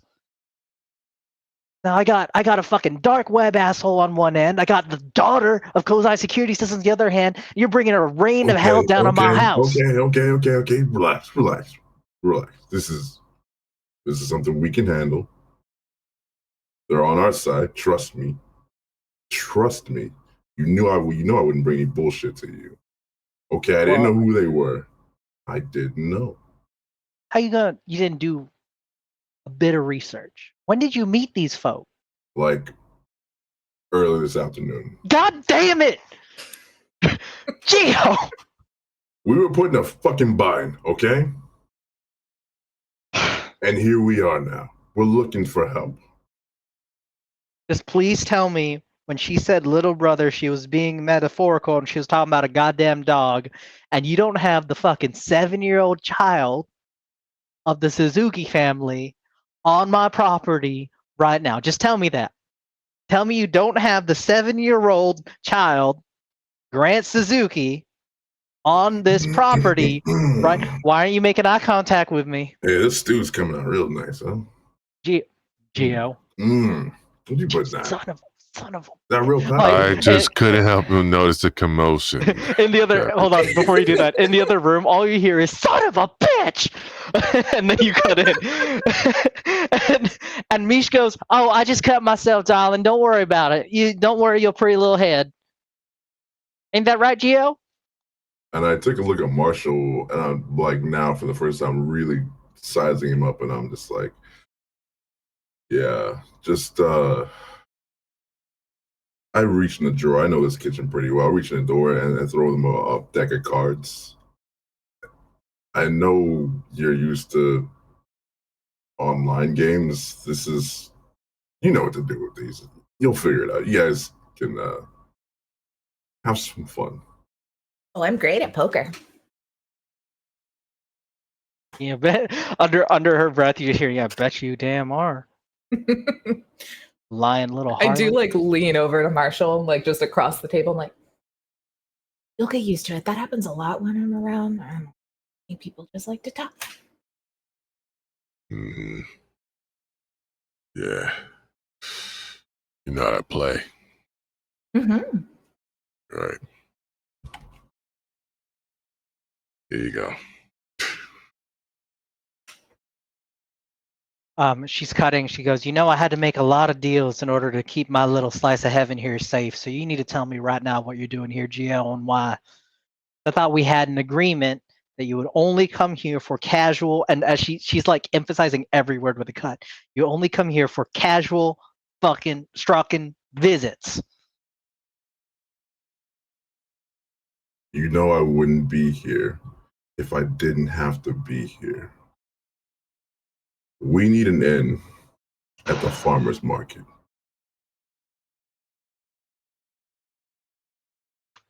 Why?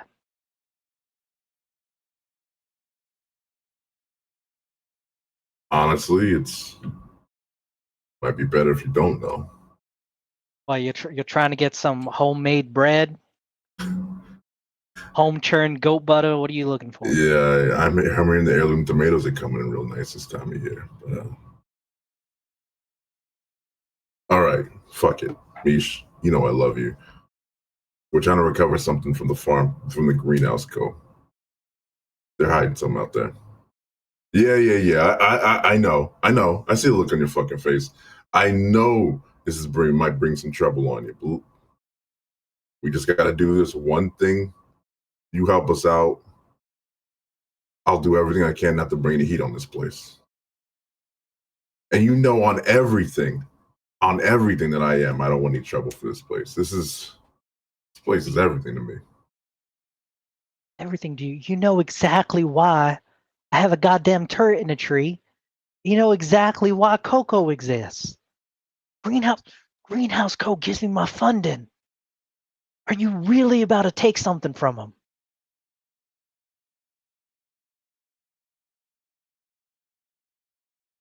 We don't have a good plan, but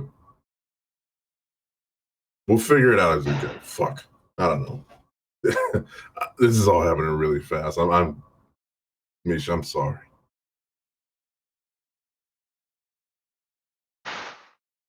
Okay.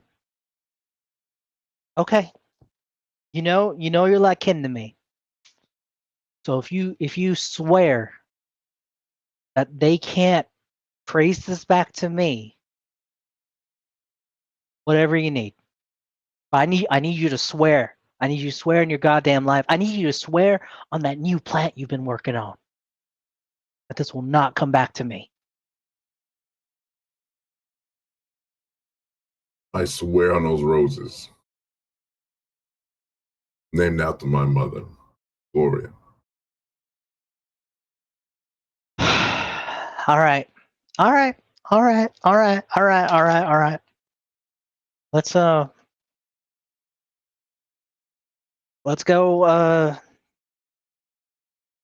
yeah, let's do it. All right. And she takes the nice sliced ham. Fix the table. Go have that fucking Suzuki girl fix up the table, help you out. I want to make sure her hands aren't touching nothing she ain't supposed to be. Hey, Sparks, you go in the hutch there and get some plates. Forks and knives are right below that. Make this place look like home. Okay. Pops up. All in. Has shit hand. So she goes and takes a seat, and she looks across at each of you. Beautiful table, gorgeous food, and she places her hand gently like this, and she's making eye contact with all of you, and she goes, "Now I'm gonna need y'all to start at the beginning." And we are going to go ahead and what do you want? 5 or 10 for bio break? I like 10. Yeah. 10? All right, let's take 10. It's 9:03 Eastern right now, so let's come back at 9:13. Sounds good. Thanks, Okay. everybody. Send this link to friends. Hey.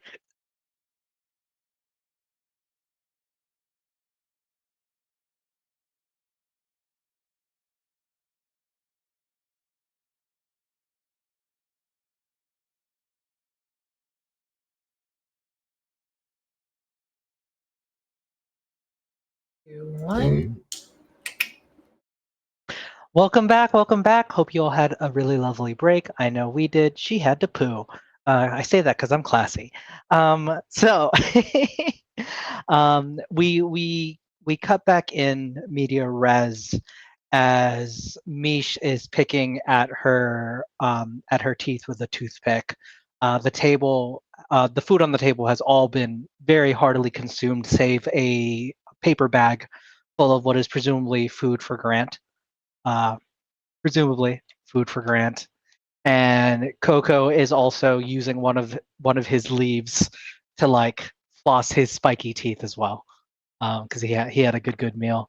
And Marshall Dark is gone. Oh fuck! No, I'm kidding. No, Coco does not eat Marshall. But yeah, you just finished telling and laying out your entire plan, and not even plan, but just everything that was going on. Mm-hmm. And Mish is picking at her teeth and is staring off in the distance, lost in thought, as you basically just drop this bomb on her. As we're all sitting around the table, I feel like my attitude towards Sparks and Marshall is going to be a little different now that I know who they actually are. So, Marshall, Sparks, I know we're acquaintances, sure, but we don't really know that much about each other, do we? And now that we've broken bread, right? Delicious bread, by the way. Yeah. I've never Yeah. had anything like it. Cornbread dripping with butter. Oh. Oh. Mish under her breath goes, "Goddamn full of shit." You think I've had cornbread? Oh, fair. Not cornbread, but definitely. Oh, we said corn. Interstellar theme plays again. But yeah, Oh, yeah. absolutely. Oh, yeah. It's the rule. Has to be. Because future. What say we get a little acquainted before we roll out, right? We might be running some I'd say danger if we that. don't know each other. How can we take care of each other, right? I'd say we should come clean about who we are. I'd like to say, Mish, you are correct. Everything I heard you say about me. But there is a correction. Former employee of that company. Supreme House & Co. Finally remembered the name. Yes. For the record. I was blacklisted by them for what I found out about them. Oh, is that right? Corporate espionage wasn't the line, huh? You found a line beyond corporate espionage. Yes. Hence why I have to do this job. They might have my little brother Nate. And that company, ever since I found out everything about them, they killed off my family. Except for Nate, possibly. And that bastard was supposed to be my partner, Raiden. He sold out on me. Is the reason I am where I am. Now, son, you do know that you'd be much better let sleeping dogs lie, right? The odds of your brother still being alive is less than slim and certainly under none. You really willing But to how take a could you chance live on without that? knowing? If I was in the position, I'd want to know.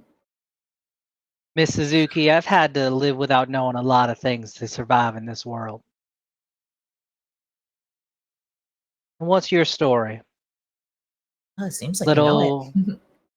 Little billionaire princess looking for a good time, putting people's lives at risk. Oh, really, only my own. In fact, I clearly wrote in my clause for doing it that no one else's would be. That's kind of the goal. But, seems like you know my story. Just another rich bitch out in the world, huh? She's got a good heart, Mish. You think that someone that was part of that family and didn't absolutely hate their guts would be sitting here right now? I genuinely don't know. Because I know that your family's also good at some espionage. How do I know you didn't come here to steal my tech? My plants? Oh, no, Coco. actually, Coco goes, yeah, you ain't stealing me. I'm a full-fledged citizen. You ain't we can't do that. No, why don't you sign the papers? No, listen, Coco, we ain't gonna have this goddamn conversation right now. All right. Well, I'm gonna bring it back. No, actually, I mean, you was could gonna probably ask if take you Coco, did some honestly. work. He's a bit much sometimes. Coco, you want to be my co-pilot? Hell no. All right. Don't mind him. He's sassy. I like it.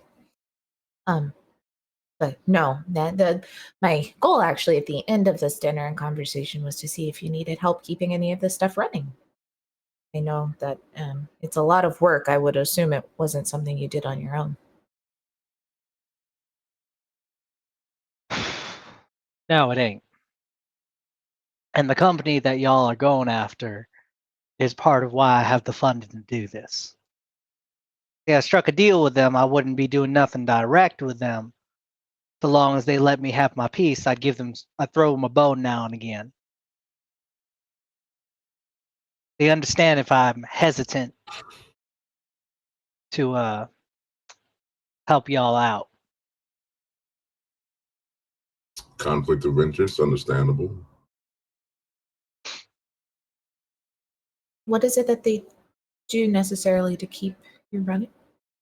Just financing? Credits. Sometimes they throw a seed here or there that maybe got lost on the line, if you will. Stuff to work with. It's helpful.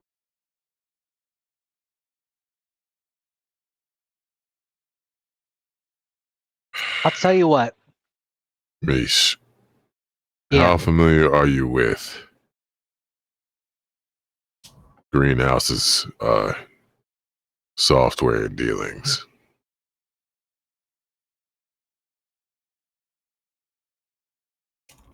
I'm gonna need you to be a bit more specific.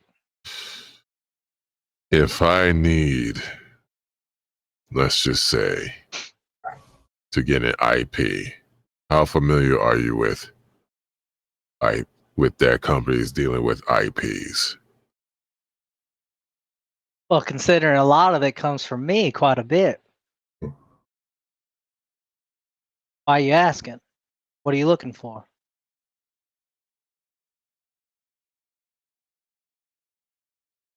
Raiden says that one of the IPs for his company was stolen. It was stolen by a greenhouse. And that apparently the farmer's market is where it is.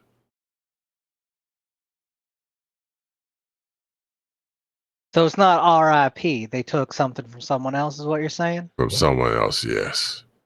Hmm. Preferably, I'd rather not do it for them, but holding my family hostage, possibly. I have to get Nate back. I can't let him go through my fate. I might have heard an inkling of something. So Gio will tell you when we worked together in an official capacity, we got very good at splicing with plants. Yeah, that's why Coco here is Coco. Got very good at it, but there's one thing I know about the actual company you work for, not that Supreme House and shit. Tell me something I don't know. Or something I would say is they've grown very interested in modification of sentient beings. Would humans be one of them? Eventually. The reason we're asking, because we came across my former coworker and one of his security, a very big individual who seemed like he was following orders a little too much so. Looks like a super soldier, if you asked me. Could it be possible with this splicing to control sentient beings? I mean, gene splicing is gene splicing. What you're talking about is some kind of brainwashing, or potentially, I don't know, get a chip in them, maybe some piece of hardware device that's also coded with some software, possibly. But if that's the case, then you wouldn't know who you could trust. Because the question is, are they most interested in augmenting humans, or are they most interested in controlling them? That's two different pieces of tech. And they got it coinciding. Oh, that's a whole other bag of worms. I'd rather not rule out that both of those could be an option. Knowing the company. All right. That's your problem. I may have something for you.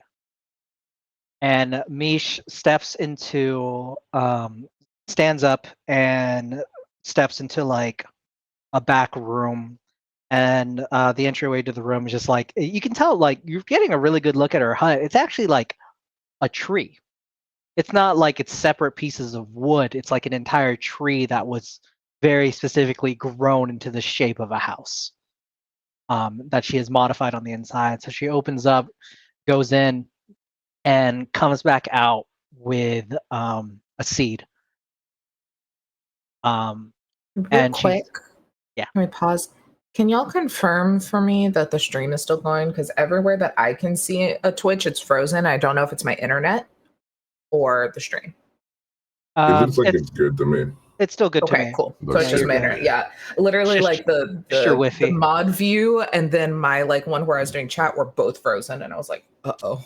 Yeah, it's just your Wi-Fi. Hey, Mm. chat, let us know if you can still hear, and also, how are you liking it? That'd be cool to hear too. Yeah. Yeah. He pulls out a seed and she goes, "This right here is a very powerful neurotoxin. You use this baby and kind of like a hard reset on the brain to normal parameters. Issue is only got one of them. And I know we got some special abilities here, Geo, but there's no wild grow in this baby. One and done." You're giving us this. You've been working on this thing for like 10 years. This is a breakthrough. You just handing it to us. Well, I got others that are growing, but this you can call Oh. this, I guess, the first tester. In other Like you words, said, it's it's the taken 10. prototype. It's the prototype. Yeah, it's gonna take me a lot longer. So you'd be doing me a favor in making sure that this baby here works. Hell yeah, I'll prototype that thing. Mish, you are a legend. Oh, hell yeah. Wait, I have a question.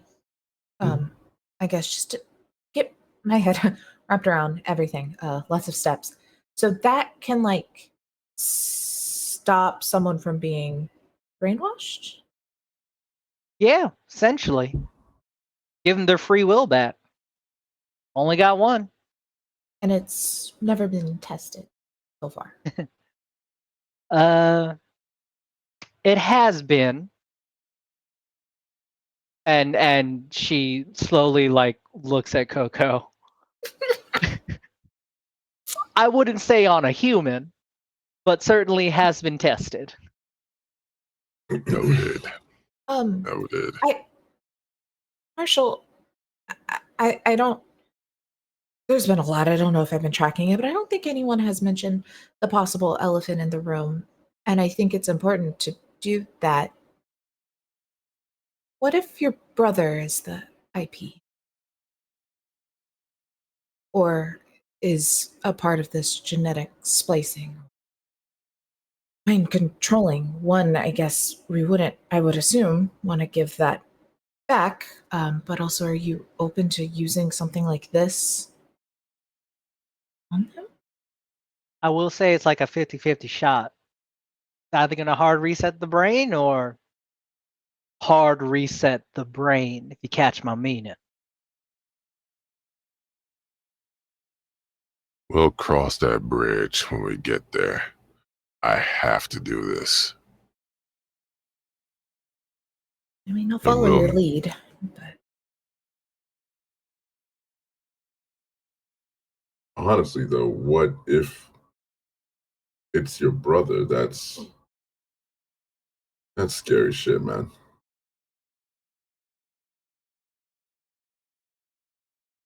We need to go. We need to do this mission. All right. All right. I mean, either way, it's answers, right? Either we have a new problem to deal with, or We No. won't know until we do this mission and find out everything, or as much as we can. I'm with you, Marshall. All right. Well, here, throw a little cherry on top, so to speak. And she takes out a little like mound of what looks like dirt, but Geo, you can tell it's very nutrient rich. Mm. And she pokes a hole in it and drops a seed in and hands it to you. She goes, "It's a seed bomb. As soon as it makes contact and oxidizes properly, this baby will grow and do its business." Oh, yes. Yes. And before you grab it, she goes, "Don't miss." You know me. All right. I never miss. All right, here you go. I take the little pile of dirt and I've got a little sample baggies in my lab coat. Pull it out, put it in there, tuck it in my coat. And that's the neurotoxin seed, right? Yep. Mm-hmm. Yeah. Mm-hmm. So you can label it as a neurotoxin seed bomb. It doesn't have a mechanical use according to the rules because it's a unique item, but essentially you use it, you make contact. It has a 50-50 shot, which we will make a roll potentially, of either killing the person or hard resetting their brain. And I say potentially we'll make it a roll because it depends on what's most narratively interesting. So it might happen or I might make you roll for it. We'll see how I feel when that moment comes, if that moment comes, even.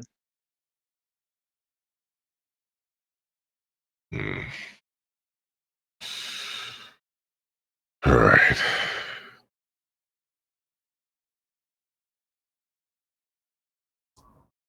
I think.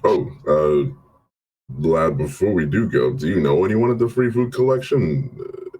We drop a name, secret handshake over there. Yeah. You're going to want to find Rodriguez. Remember him? Rings a bell. Kind of chubby guy. Oh, he ain't chubby anymore. He's been picking things up and putting them down. You catch my meaning. Oh well. Actually, quite handsome, but no. After he left, he's the one that found the whole damn thing. No shit. Yeah. Back when we know him, the only thing this guy could find was a cold pizza. Yeah, not anymore. He Yeah. got tired. He got Cool. tired of the exploitation of everybody. You know, he just wants people to get a good solid meal. And who knew better than him, right? Yeah. But here's the thing. Jeez. I'm gonna tell you right now. He's very sensitive about his weight, so won't say I a thing. wouldn't Got it. be making them jokes. Yeah. Just gonna hit you out with that because if you do, it's a sore spot for him. You know, like it's not. You know, I'm body positive. You know, all bodies. Yeah, I know, but like you say the one thing wrong, he'll just read. The insecurities run deep, is what I'm saying. So you got to be careful. Yeah. I got you. Yeah. Misha, I have a question. Would you happen to know the layabouts of the farmer's market in terms of security detail or other details that would be good to know? Heavy. Define heavy. I mean, they got P-cup drones. They got guards at every station. And he's like, y'all remember that old business? What they call it, a Costco? You ain't got a card, you ain't getting in. And I can't give you mine because then they'll know I sent you there. Yeah, Let's just say I'm sure you know that I'm a hacker. I'll find my way in. Mm. Do what you got to do. That's what I say. What's go ahead. in terms of software? Because I'm fairly certain you know a thing or two about software. Son, I'm a farmer. I had no idea what you're talking about in terms of software. But you get your ass on over there. You try your best. That's all I can give you. All right.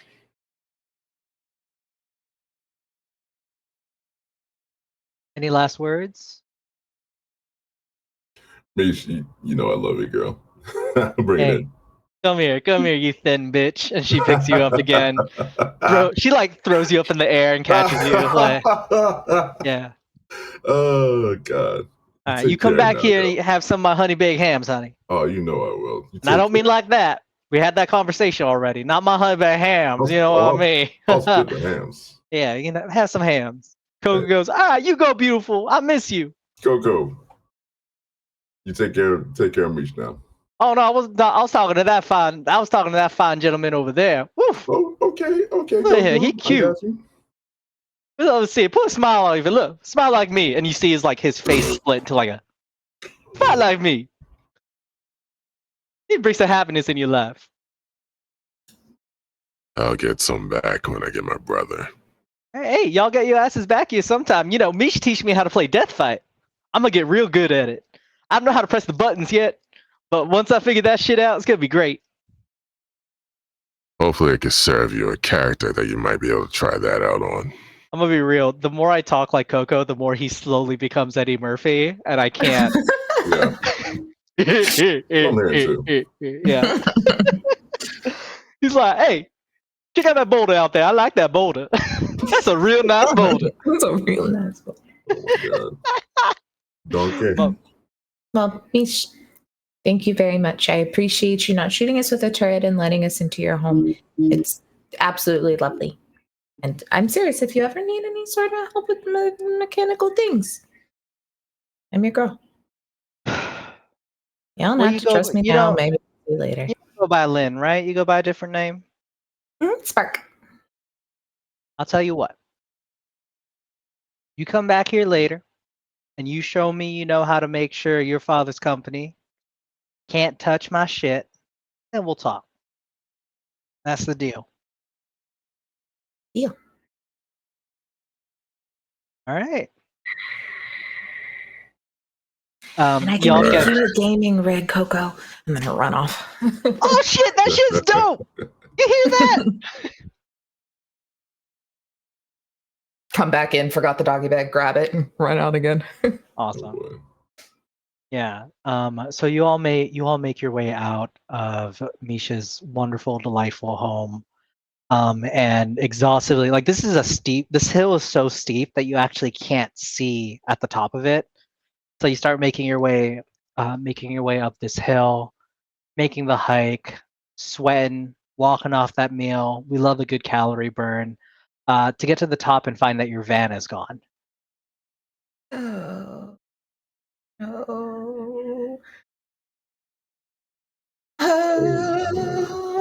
No. Hey, your little brother can drive, right? Nope, not that I We know could- of. I also didn't know he could make turrets though. Shit. Looking for like tire prints. Yeah. Roll to. I believe you have an investigate. What do I add to this? What's clever? That makes it a 10 even. A 10 even. Okay, you can ask a question. What happened here? Was it a creature, person, or mech? What is it capable of? What can it harm? Where did it go? What was it going to do? What is being hidden here? Yeah, And you I mean, actually I can think I ask know the what question happened from that here list. is it went away. So I think Yeah. I would like to know, was it a person? Was it something external from my van that made it Yeah. leave? So looking at the van, you notice that there are multiple tire prints, like more than just your van. Good. Where did it go? You can see that it went in the direction of the city, most specifically towards the general direction of where presumably the farmer's market could be in that direction. Once again, you're going back to the city though, so potentially not even the farmer's market, but that's your best guess. It wasn't my brother. We gotta fucking go. Do y'all have vehicles? Are we just running? She starts running. Do we have vehicles? Are we just running? What is happening right now?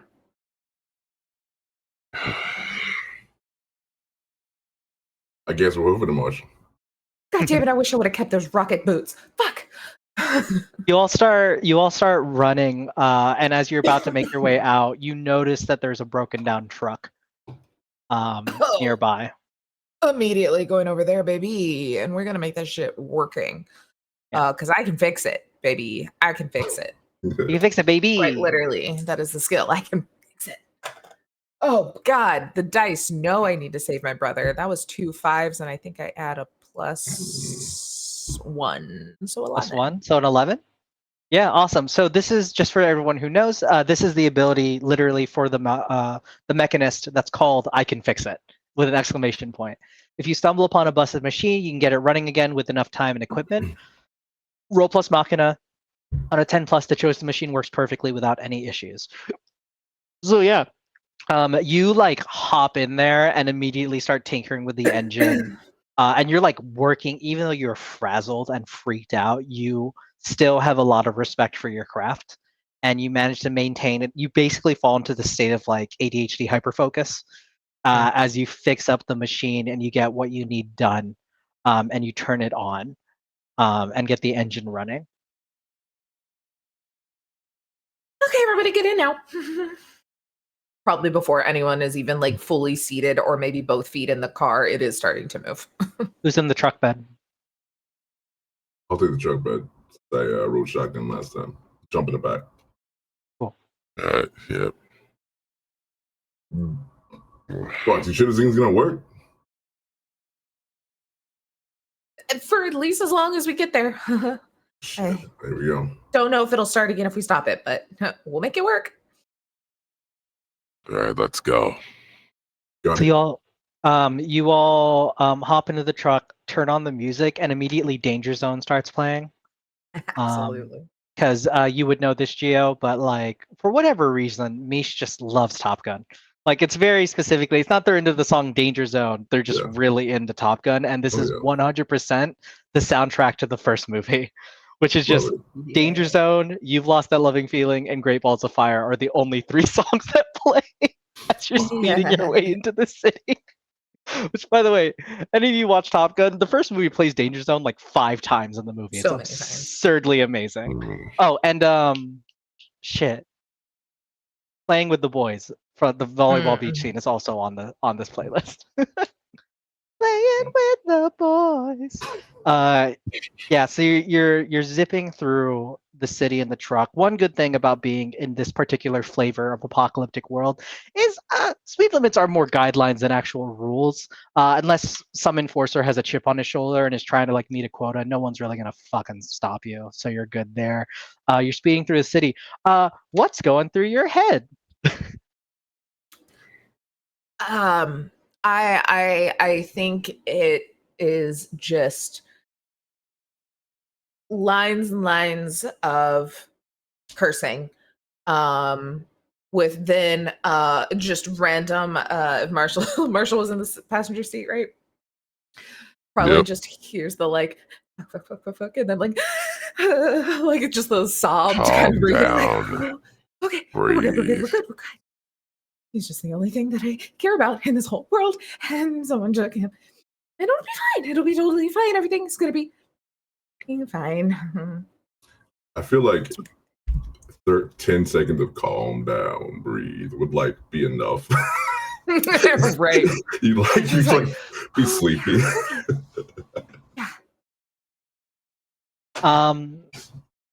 Yeah. So here's the thing. As you are speeding through the city, you suddenly hear an explosion hit near the truck.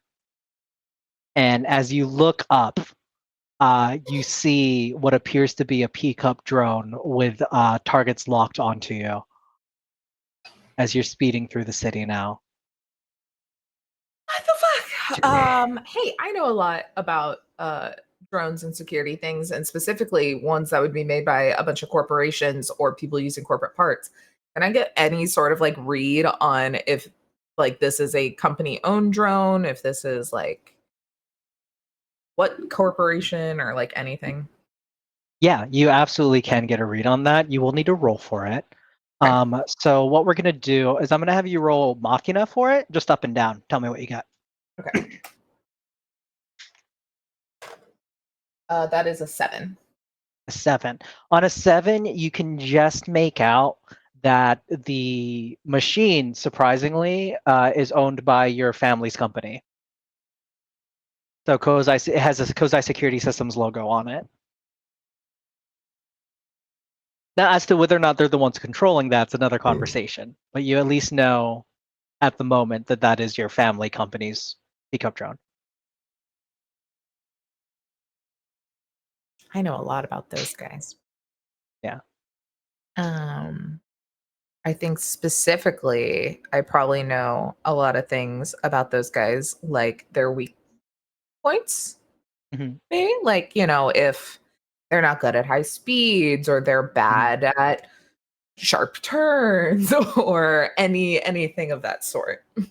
Yeah. Now I will say, I'm gonna toss it at all real quick. Didn't you take the remote eye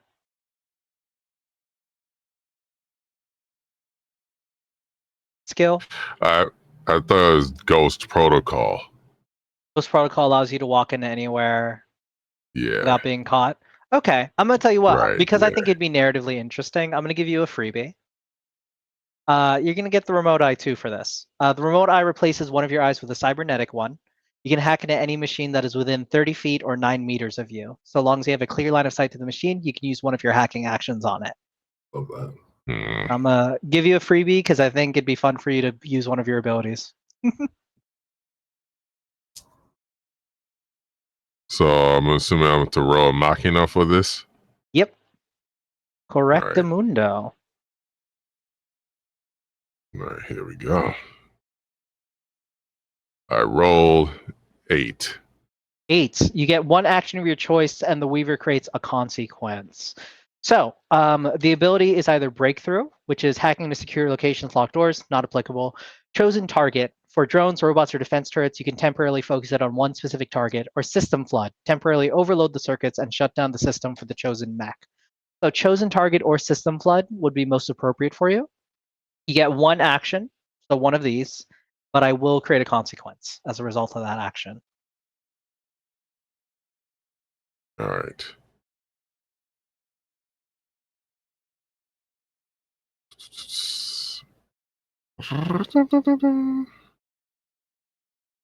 And which one made the most sense? Either Chosen Target or System Flood. So this is under the ability ... Yep. I'm in the hacker voice. So I see you're on the character sheet right now. If I highlight Yep. it, you can see it here. Yep. 90 So either seconds. Chosen Target or System Flood. Do you want to shut it down or do you want to focus it on one specific target? And we have multiple drones, right? No, just the one, looks like. I'm gonna use a chosen target. Okay, what are you aiming it at?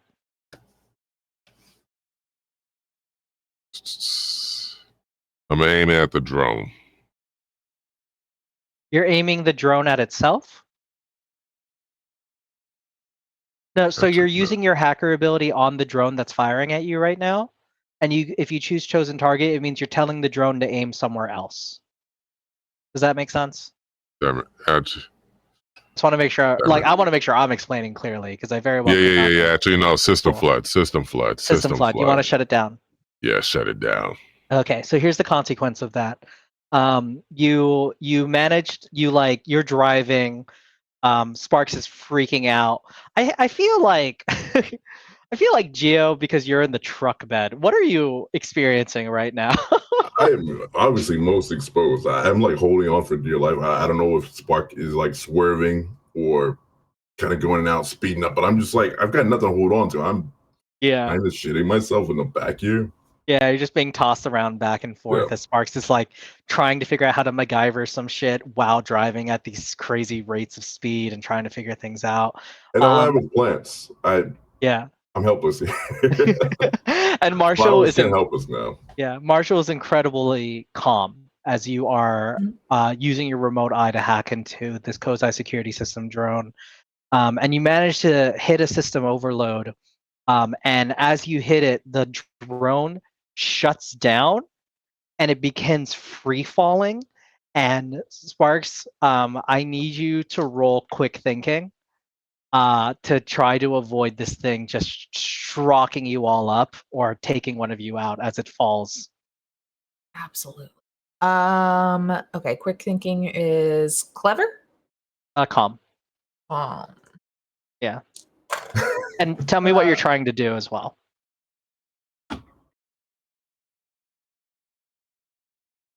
Oh, Taylor. Oh no. Any calm roll has not been blessing us, but we'll see. No, not for me. Not for me. That's for sure. I did realize that I didn't add my extra 2 points to any of my skills, but since I've already rolled so much calm and heart, I left those at negatives and I just bumped up my clever and machina. Because I was like, well, we've already committed to she is not mentally No calm. like zen.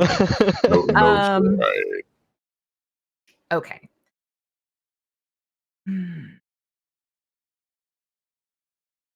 I don't know if this would help because it specifically calls out giving me a +1 for the spare parts ability, which would be handy as well. But I have the mechanist vision, where I've got the cybernetic eye enhancement. You're able to look at any machine and pick out precise components. Would any of that help me in the situation of knowing maybe how this thing explodes, how it could possibly be tearing apart, so I know to like avoid in a certain way? I adore, so just so you all know, the Mechanist vision specifically allows the Mechanist to, and this was entirely inspired by the Lego movie. You know Yes. how in the Lego movie he's able to look at pieces and break them down and build them back up? Yeah. That's Yeah. the vibe Yeah. of that ability, love but that. without the magical Lego jumping around space type thing. But I will say this: I adore so much that creative perspective of the ability that I'll allow it. So if you can roll well on a plus machina, and I'll even allow you to add +1 as part of your like spare parts. We'll see what happens. Okay. So Neural Machina and a +1, which now brings you to a +3, Awesome. which is much better than a -1 to save our asses. Yeah. I rolled- Playing with the boys, or Great Balls of Fire is playing at the same time as this is all occurring. Yes. Yeah. Well, thankfully I rolled a 6 and a 4 +3, so 13. Mean. Yeah. So just in time, as literally this thing is like free falling, you manage to just like gauge just enough to tell that like the angle that it's falling at, it's literally like here's the truck, here's the drone, and you manage by like mere millimeters miss. And like that millimeter, if Geo wasn't like shitting themselves trying to keep their head down, would have taken his head clear off as he continues duck! beating them. After it's already hit the ground. All right. I don't know what's happening. You okay? What the hell is? You okay back there, Gio? I just need a minute. Marshall, I don't know how like your like hacking stuff works. Is there a way to tell who was driving that? There might be, if it's still intact. Well, it won't be The bigger too much question longer. is, what is your failing security doing? Yeah, that's why I want to know who's driving it. Because I mean, maybe we lucked out and they were just thought Grant ran away and they got him and thought we were kidnappers. I don't know.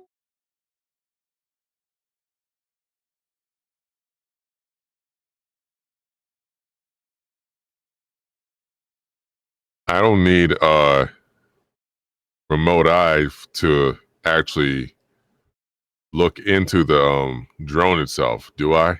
I think it depends on whether or not you are still driving as you're asking this question, or if you pulled over to check on the drone. I mean, Like, are you still trying? Let's look gonna at priorities roll, here. and we're Are you gonna see trying to here. see who's trying to shoot you, or are you trying to save your brother? Which is most I important at think this they're moment? combined though, and the more Yeah. information, the better is kind of my thought. So it may literally pull over, have the two of you help me throw that drone in the back of the truck, yep. and we keep going. Sure, yeah. And So Marshall's hopping into the back. We switched spots, yeah. Gio, how are you feeling now that you're safely in I the truck? am like in a cold sweat. I'm like holding on to the side of the truck. I almost got my head taken off. I First had the time? best meal of my life and died in the same day. That would have been a good last meal. I mean, it's not too late, I guess. What is wrong with you? Look, we lived in a fucked up world, you know. I just roll with it. She's like, look, I'm like 22. I don't understand like death permanence yet, you know? Like I I'm get an it 22 and I can intellectually. never die. I get it Yeah. intellectually, but I don't really embody an understanding of it. Death is for course. Yeah. They can bring me back. It's fine. Awesome. All right. So I can see there, Paul, that you're looking at your abilities right now to Yeah. see which one would work. I will say access the archives is always there. Of course, it does come with its own risks, but that is a potential ability you can use. So essentially, within this world, True Reality is a technology developed by Apochromatic Corporation, which is the Russian word for consume. So if you ever listen to the podcast, use a lot of Russian words in it. And this was before the Russian-Ukraine war. It just, I guess I'm prolific or something, or prophetic. That's the word. So We both. could be both. Could be both though. Could be fun though. Access the archives allows you to access basically the internet and all of the data at hand. But as you can see, there are risks to it. So just to read it to the audience, access the archives. This is the greatest skill a hacker brings to the table. Any self-respecting hacker has a chip in their mind that allows immediate access into the archives and True Reality. But doing so comes with its own risks. Doing so will allow the user to gain any specific knowledge they are seeking instantaneously. But if they are caught, Ultraviolet can backfeed a virus into them, causing varying results. If you fail upon accessing the archive, mark one experience on your playbook as you learn how to block that particular virus. Roll plus clever, and then I'll give you the results depending on what you get. And then one note is different viruses can produce the same effect. So blocking one virus does not mean you are automatically immune to mind control or sudden onset screaming. All right. I'm going in.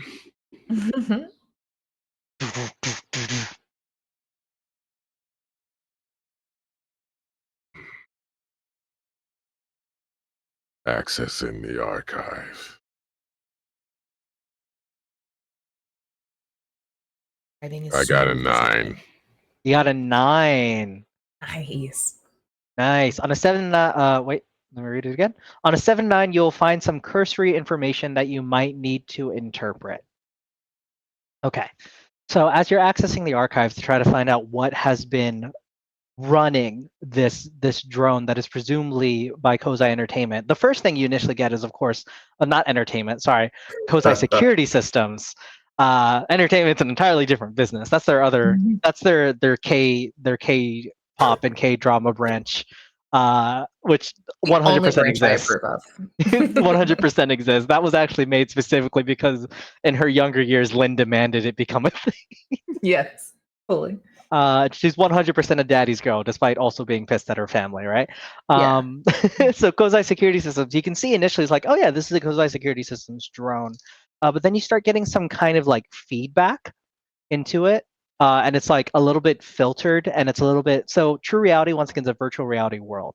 So what you're standing in is essentially like your quote unquote physical body, your virtual world body is standing in a room and you're surrounded by like information in the form of whatever your mind manifested as being best interpreted for you. Given your history as a Death Fight player as well, I imagine it's within the realm of Death Fight. And so you just have like a bunch of characters that are like combating each other, and some of like the stats actually have the names of like Kozai Security Systems, stuff like that. And you see a little blip, and the blip is is like just flashes of the color green, essentially.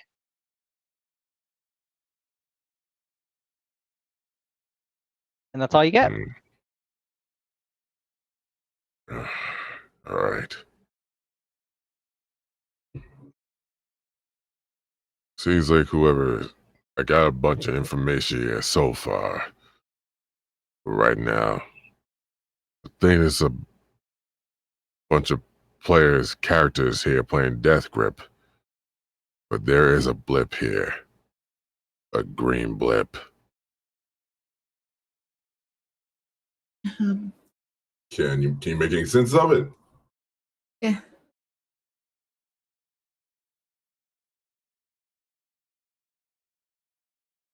Green blip. Right.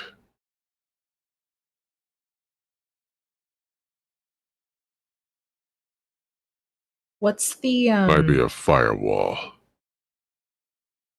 what is there like a color scheme, a vibe of, I mean, green plants, or what's Bobo's handler? Raiden, Yeah. Bobo's Yeah, no. handler. Bobo's handler. He's got a I stool like and a whip. Bobo. Amazing.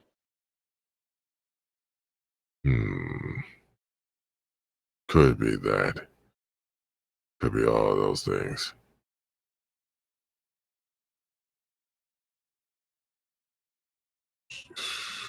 It'll probably make more sense once we get to the market, right? It will make more sense. If this is all we got, then let's keep it moving. Yeah. I no longer take care to be a soft riot and gun it and hit every pothole if I have to. Oh, damn. Yeah, 100%. Marshall's practically flying in the back of the truck. Every pothole he just launches up. He's like holding on to the drone that's much heavier for dear life. Yeah. So you all pull up. Sure know how to to speed. you all pull up to the southeastern part of town to find yourselves within the presence of the farmers market, which you can tell, hey, it's market day. Incredibly busy. There's a lot of people jovially walking around, happy. But amongst that, it's that kind of eerie vibe when you go to a place and it's like, oh, everything's really nice and quaint, but there are people with guns everywhere. And this is like your basic, like these are militia. So these are kind of like when you look at drug cartel movies where it's like, oh, it's a beautiful it's a beautiful house, and then there are like guys with machine guns everywhere. Same vibe. They're militia people. They got bulletproof vests. They got like berets and shit, and they're just monitoring around. But they're all also like kind of just hanging out, chatting it up.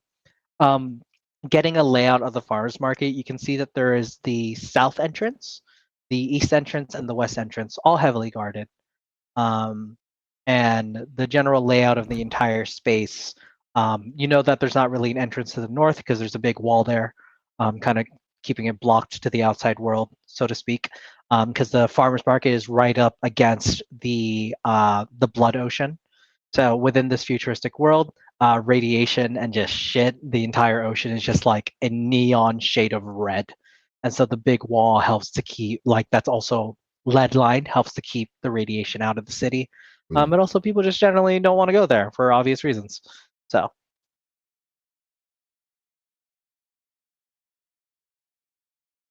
You know, look at this place. Yeah. See what I mean? Why we don't want to get into a firefight.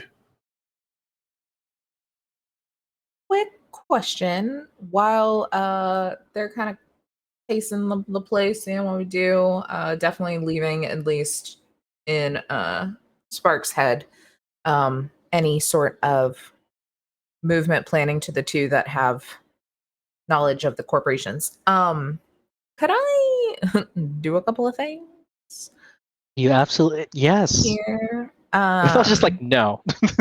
No, you That's can't. like follow the plan. I think You're here to have fun. First, I think first I would ask if I know whatever piece of like mechanical bits in this drone may, one, be a tracker, break that shit.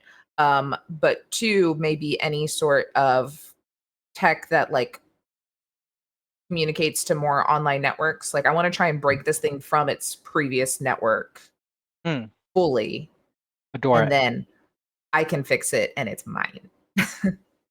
Yeah. So that would be a combination of you working with Marshall. Yeah. So if you're trying to break it from its previous network, you would actually, you know what? It already is. It's system overloaded, so you don't have to worry about breaking it from its previous network. You got the That's system right. flood, so you can just I can fix it if you want. You can have a drone for fun. Yeah, You just for fun. you can have a drone as a treat. Beautiful. I think, how big is this thing? Ooh, Like, it's are we talking hefty. like camera drone or like? No, it is hefty. Yeah, it is about the size of, I want to say, like, what am I trying to think of as a comparison? Like a medium-sized exercise ball. Okay. A You know what medicine I mean? ball. It's medicine, yeah, but like not one of those, but like like the big Yeah. yoga balls. Yoga balls, Yeah. Marshall, could you by any chance link it to, because you said like we have just like stuff in our wrist that's like our tech. Yeah. Could you link it to me? So that way it can stay here, but if we need it, or if someone else tries to steal our shit again, I'll know. Yeah. Oh no, my apologies. The thing on your wrist is a barcode, and that's where you charge like credits and has your ID and shit in it. Okay. Okay. Yeah. We have like, do we have any sort of like tech on us? Like, in You a would. personal You tech? would. Yeah, you specifically as a mechanist would have something on hand that you could, or you could make something once again. Yeah, see, I could You even have- make like a little like remote control thing and be like, can you pair them? I would give that to you for sure. Okay. Yeah, I'm not even gonna make you roll for it because that slaps hard.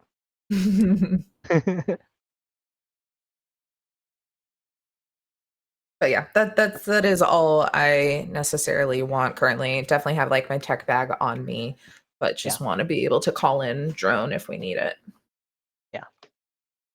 I will say, for the sake of timing, I think I'm just gonna give this to y'all. Okay. But I am gonna give it a range Okay. of within the area of the farmer's market itself. So if you leave the area, you will not be able to use your drone. You can't just take it with you everywhere you go. Essentially, I'll find my van. Yeah, that's how you find your van, 100%. Yeah, I'm just gonna give this to y'all. So yeah, you're at the farmers market. You now have a drone. Congratulations. What's your plan to get in? Gotta find Rodriguez. That we Man. do. Going to. I'm not used to the paramilitary types necessarily, but I'm gonna try and find a guy who looks, guy or girl or non-binary individual, who looks like the most in charge of the militia. Someone who's maybe got a kind of a central point of everyone else. Yeah, that would be on the inside. So right Oh, now, so we're still on the outside. Okay, you're still on the outside. Now Yeah, you I have to gotcha. get in. There are security Oh. checkpoints to get in, but you're not Gotcha. in yet. Okay, you're not in. Then shit. Marshall, you're up. Can you hack our way in? Or we use that drone and shoot our way in?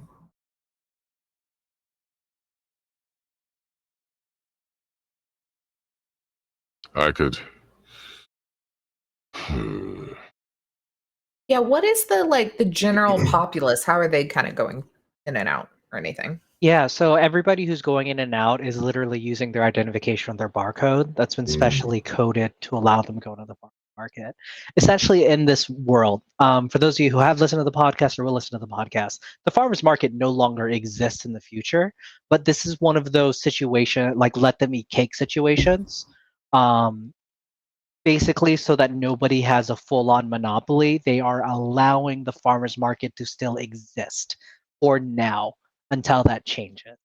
But to maintain that security, once again, the Free Food Collective has ensured that the people who come in have been properly vetted to be allowed into the space. And these are specifically trades folks, salespeople, and also people who can people who are just there to buy, and it's very like everyday individuals are coming in here. It's parents and children and stuff like that, all from different walks of life. You can even see people from different everyday folks from different corporations, not necessarily like CEOs or anything like that, because they can get their food elsewhere. But you can see like middle management type folks and like lower employees and stuff like that. But to get in, you have to be pre-approved, more or less. Correct. Gotcha. Okay. And of course, you have the technology to circumvent that.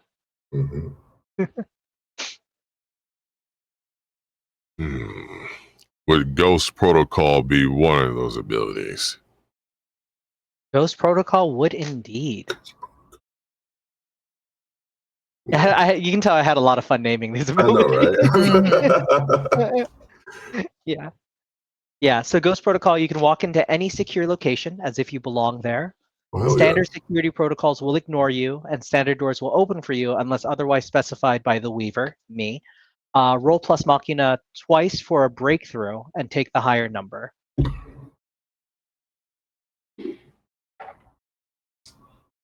All right. So essentially with Ghost Protocol, what you're doing is you're actually just doing a regular I'm in roll, but because you have Ghost Protocol, you can roll twice. And you can take the higher number of the two rolls. All right. Roll number 1, 9, and roll number 2, 8. And I think I have, because it's roll plus Machina, right? Yeah. So you got a 10. Yeah. Awesome. Yeah, so on a 10 plus, what's going to happen is you make your way up, and the person in control, you can tell, is like really new, like bright-eyed, bushy-tailed, young lad, and he's like, "Okay, yeah, come on in there. Yep, happy to have you here. Welcome, welcome. Hello there. Yes, welcome to the farmers market. How are y'all doing today?" Doing good. I'm doing good. Yeah, y'all folks having a good time. Just got to give you a good old scan on here, and beep. Oh, he's scanning. He's scanning Geo first. Beep. Oh, my apologies. Doesn't seem to be working for you there. I'm sure that's wrong. Here, check mine real quick. Beep. And he's looking down, and he says,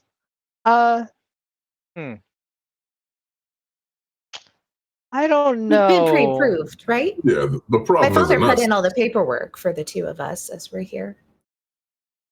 Is that right? Roll to influence someone. Mm-hmm. You do know who that is, right? Does that help? Is Geo be helping me? Yeah, do you want to help? Oh yeah, definitely. Yeah, roll to help. I do want you to role play this out, but yes. Let me see what you get first. 7 for me.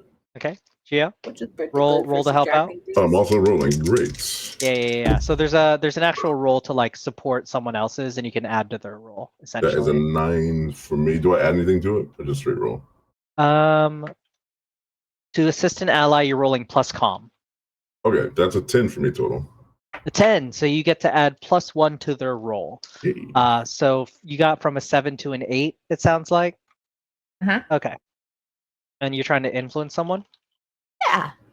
A 7 to 9, they will let you in, but they will do it, but only if you if you do something for them right now to show that you are serious. It's like, oh, I don't know. You say that you've been pre-approved. I don't know how comfortable I feel about that. Here, hold on. Is he with you? Hey, he points at Marshall. Yes. Okay, maybe I don't know. Maybe it's an issue with my system here. Let me check you. And he scans Marshall and goes, "Bing, bing, bing." Oh. Well, I don't know how you did that, but it looks like you're all good to go. So yeah, have a good day. Also, sorry for the confusion. Thank you. Why don't you just reset that machine before you check anybody else? That thing's obviously broken. Yeah, that's a really good point. As you're walking away, you hear in the background he's whispering to like his buddies, like, She was so cute. It's like, yeah, get over it, bud. Come on, we got a job to do. It's like, yeah, but she was. Did you see? It's like, no, we don't hit on the customers. That's really inappropriate. It's like, yeah, I know. Okay. So you finally make your way into the farmer's market, and it is gangbusters. Like, I don't know if y'all ever been to a good ass farmer's market, but like it is just that. It is quaint, it is nice. It's not just people selling food and livestock and stuff like that. It's also people selling like different crafts and different tidbits and little different things they make. Not just crafts like simple analog like fun little tactile things, but also like rare games and rare pieces of tech and stuff like that. It's got like anything you could possibly want and need and desire. And once again, there's that overarching feeling of like, oh, threat. Like there's still that danger Right. sense as well. Where'd you know? I guess. Keep an eye out for our man. I'm imagining in a place like this, there would be like a security HQ. There would be some kind of central shack or location that's a little bit more guarded, but they're keeping tabs on everything. If there's cameras around, there's got to be somewhere that the boss has got to be. Yeah, absolutely. You're looking towards the center of this encampment. If you kind of picture it like a maze, but it kind of like starts center and then circles out. That's kind of like what it's like. So you have to make your way to the very center and the very heart of this whole space. And as you're making your way there, you're seeing all kinds of like interesting and neat accoutrements. I'm literally just saying this for flavor. So I'm not saying like, oh, here's a thing, look into it. It's like there's just You really. sure we can't stop and shop for 25 minutes and talk to every random NPC that hasn't been named yet? Yeah, Try to get absolutely. the Yeah, one just shot. like fucking love make me that want to shit. kill myself. Let's go for it. Let's just do that right. Fuck this game. I'm gonna come up with different voices and backgrounds and all of the things right now. Oh, that sounds fun. Oh my god, Do let's like a do haggling game, mini game for like it. 4 minutes, you know? Queen's Court Games, thank you for the raid. Yeah.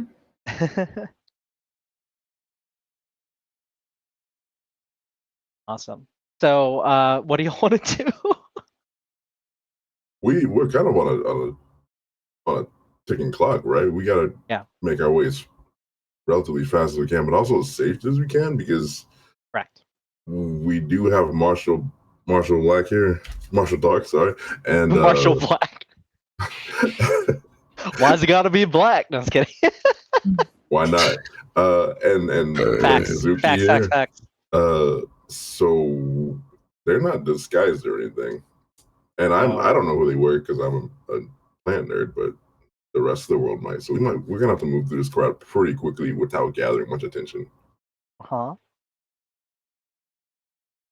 So here's the fun thing about Powered by the Apocalypse. Yeah. You're free to build out this world. So as you are progressing, if you're like, there's a thing I need to get through here, and you describe it, and I'm chill with it as your weaver, yeah, it's in the world. You know what I mean? Within reason. You can't just be like, and suddenly I have an RPG. Like that's a little bit excessive. But like within reason, I can be like, yeah. And remember, you do yeah. So that's just things to keep in mind. Okay. I will say this: if you have no idea what to do, I do know what I can do next for you to push the plot along. I'd like to give you a little freedom. All right, go for it. Farmer's market, gotta be plants. They gotta be selling some seedlings, and I do have wild growth.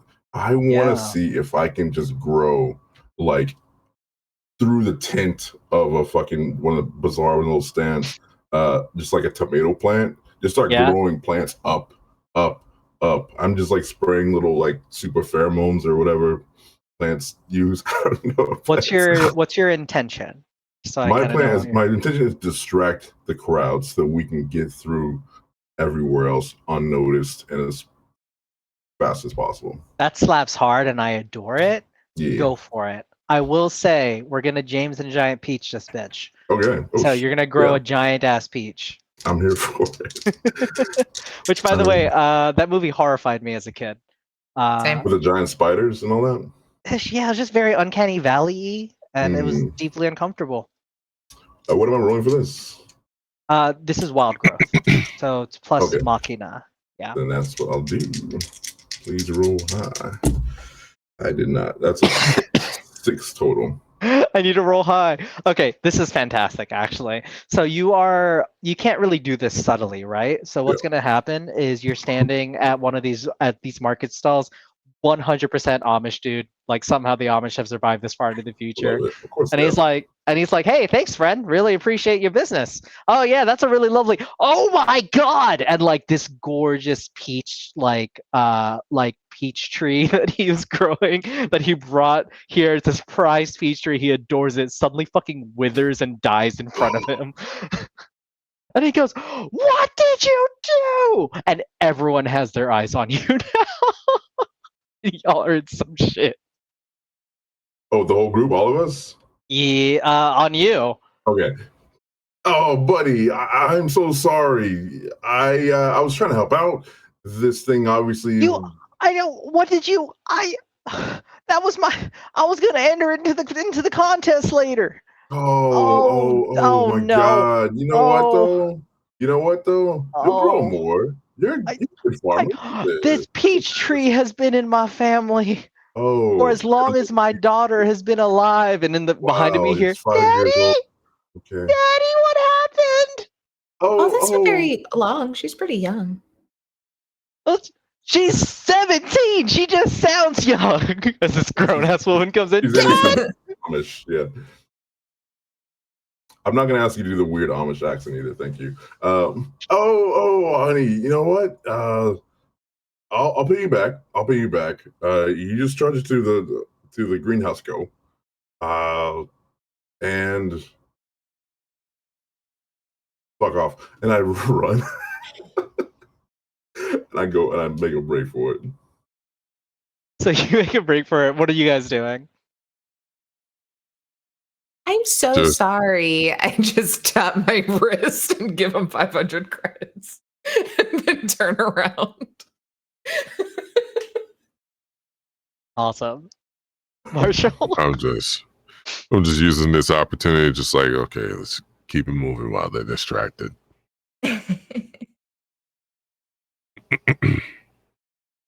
As you all are running off, the camera pans over to notice somebody like with like thick-rimmed glasses peeking and like looking suspiciously as you continue running down that way towards the center of everything. Guys, where's the greenhouse?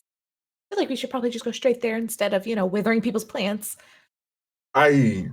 Normally that works. Normally I'm good with plants. I swear this never happens. Yeah. Normally when I grow, I really grow. I grow. I'm a grower, not a shower. Well, it was worth the try. Definitely got a crowd looking at us. That's for sure. Everyone's eyes are on you as you're running through here. God. And as all that's happening, you suddenly hear like everyone's like screaming because they're like, what the hell just happened? There's a lot of commotion. Everything's really chaotic. And suddenly you hear and everyone drops to the ground. And as everyone drops, you notice that the only one, do you all drop as well or are y'all still running? Yeah. Geo definitely crouches. Yeah. It's the ground. Yes. Yeah. I'm Okay. Yeah. As you all drop well. and look up, you notice that the only ones standing are the members of the Free Food Collective, and there is a really strong-looking fellow walking towards you, and he looks incredibly familiar to you. Except you remember him like heavier set, but now all of that has been converted to just fucking muscle.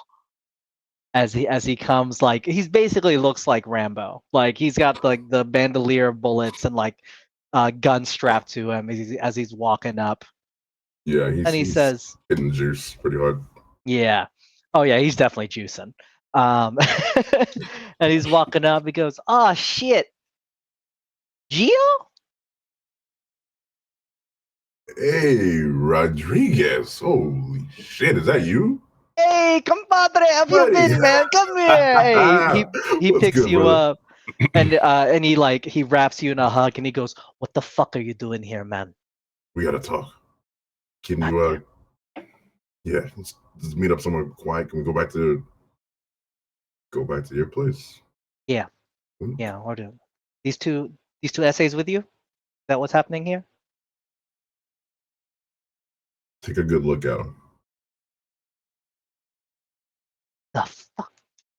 This is why we gotta go Dios somewhere mío. quiet. Yeah. Okay, look, Yeah. we're going to handle this, but this is not cool. Comprende? Yeah. This, I you're got you. bringing. You're not the first person to tell me that today. Okay, listen. Just lean over to Everyone, Marshall. I don't think we're gonna get to hang out with Gio after today. I don't. everyone, está bien, no problema. That's the least of It's our a big worries. misunderstanding. You all enjoy your time here at the farmers market. You know we're grateful for each and every one of you. Thank you. Gracias. Okay, come on, vámonos.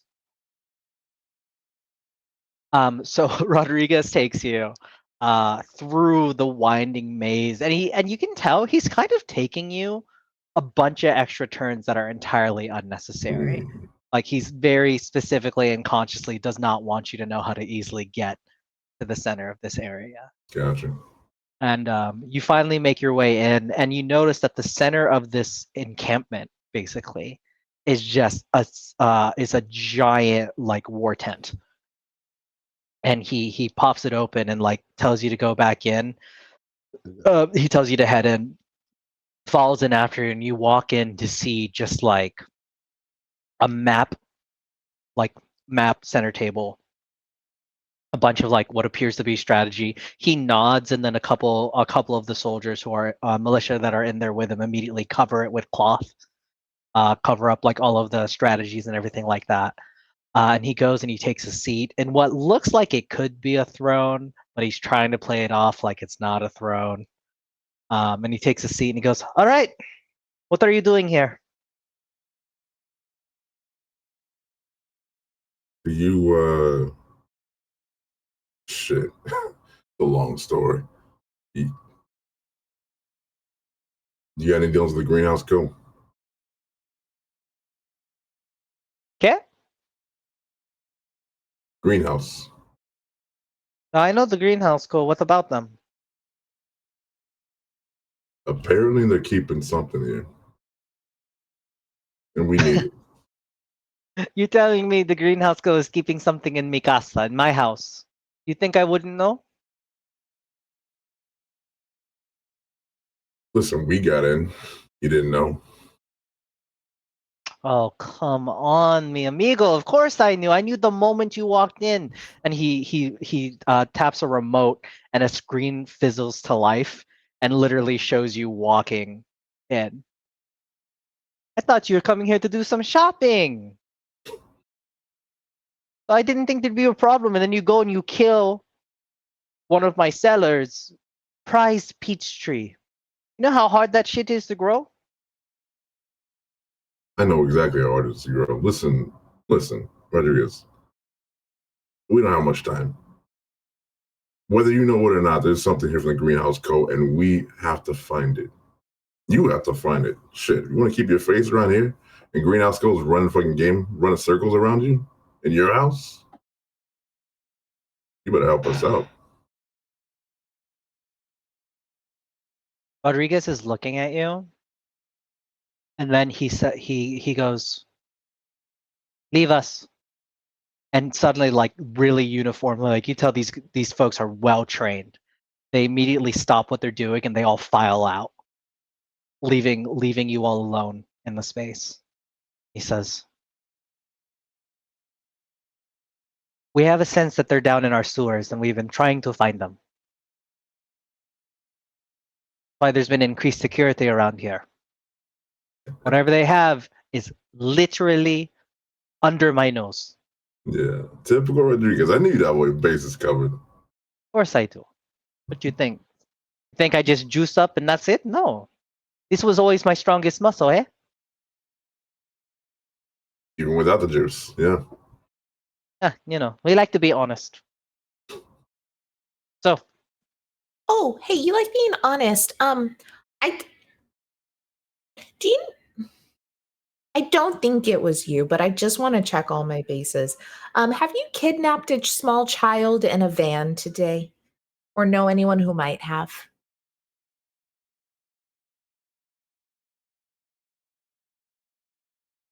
You're Lin Suzuki. Mark, please. You're talking about his van. Looks like his nerd herd sign. Yes. Hmm. I know what happened to it. What happened? Let's just say that I was paid really good money to take that back and return it to its rightful place and return whoever was in it where he belongs. See? Was it my mom? It was somebody in your familia, see? Okay, good. As long as I'm just gonna. I mean, that's gonna be hell later, but okay. Well, Thank here's you. the I was just problem. really. Oh We were offered a better deal. God! There's Tell a you what. child. Ah, he's not child. He built turret. It's impressive turret. Clearly, What? we thought he was tiny human, not human child. See? Who would you make a better deal with? Yeah, who's the better deal? No sé. What? They gave us big money to simply drop Van off somewhere. Claire. Ah, can't tell you. Lo siento. I can tell my mom what happened. You could, Mhm. pero no, you won't. Because I will tell you what, I will make deal with you. You help me solve this problem, Greenhouse Co. under city, under my town, under Mikasa. And then I will do whatever you want. Give you boy back, give you shitty truck back. Hey, Rodriguez, 1 sec. I gotta take care of something real quick. You got a bathroom running, actually. There you go. I head over to the bathroom and I pull out my 3D printer with my little seed grower, my plant grower. And I have, of the 4 seeds I have left, is the truth seed, Oh shit. the truth plant. And Yeah. I grow it into a blossoming flower. And as I come back, oh, actually, like a dandelion kind of seed. Yeah. As I come back, I blow it in the general vicinity of Rodriguez. I mean, mark that off my item list. And sorry to interrupt, Rodriguez. What did you say you who took that kid again? Who gave you the money for the kid? Rodriguez is like grabbing his head as he feels a little bit dulled. He goes, "The hell happened?" It must be the sewer gas. ¿Qué pregunta? What did you ask me? What's your question? The kid who took him. Greenhouse Co. No. No. Supreme Housing Co. Do you Hey. remember? Were there 2 individuals that came by? See, yes. One obnoxious motherfucker. Big, or he's just a And regular guy? kind of como se dice en inglés? Es comadreja, es weasel, weaselly, y un Sylvester? y un- Raiden?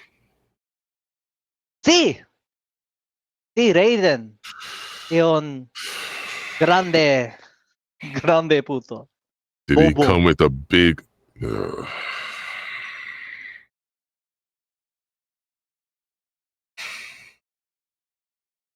Well, you said right into double cross, and here we are. Crossed again. I think they said they were looking to ensure quality of Yeah. job. Insurance is right. Yeah. Quality See. of job, yet they took our mode of transportation. Yeah. They're more interested You- in what was inside than the shitty truck anyway. Their words, not mine. Okay, it's not. Their words. Out of character, supposed to I look said that and then remembered that he's on True Serum, so that's now canon. Yeah, there Oops.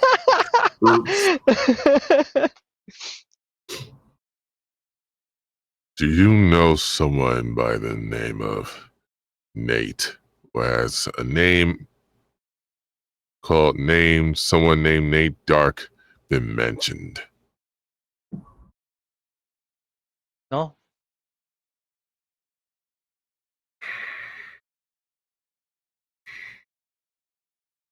Final question. Do you know who used Suzuki Systems a drone?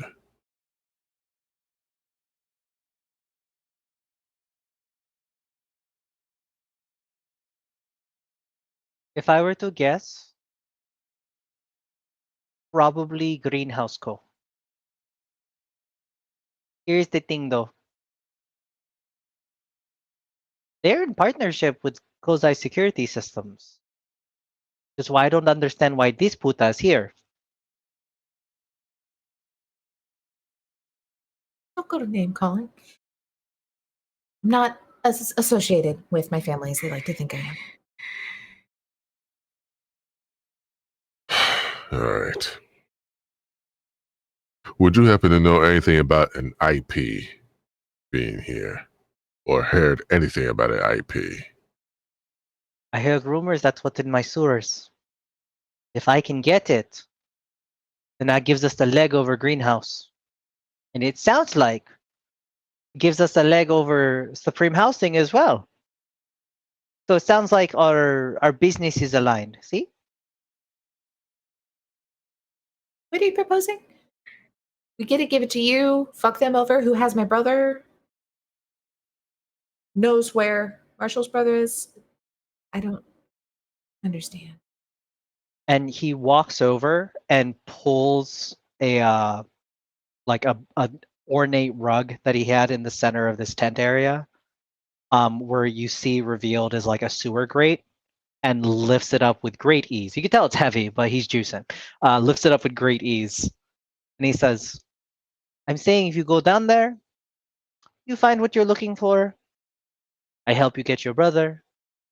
We have no problema. I even forgive you for Peachtree incident. See?" Did pay him about 5 times what it was worth. This is also how he knew who you were, by the way, because when you Oh, pay for sure. people, your name comes up. I mean, look, they knew who I was when they scanned me, and I wasn't too worried about it at that point. What So do you say? no, please go on.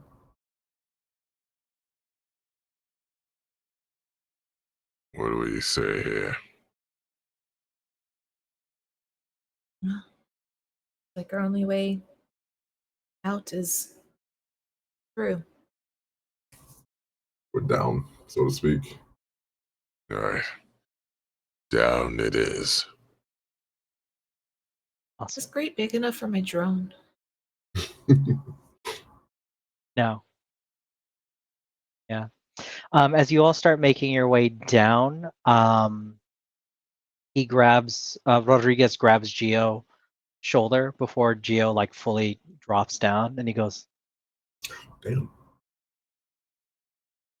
"I hear rumors what they're working on down there, and I don't know how to tell you this, but I don't think you're gonna like what you find. But Yeah. here's the one contingency. If I can't have it, nobody can. Comprende? Gotcha. Do whatever is necessary, because we cannot let them get a hold of this tech, whatever it is.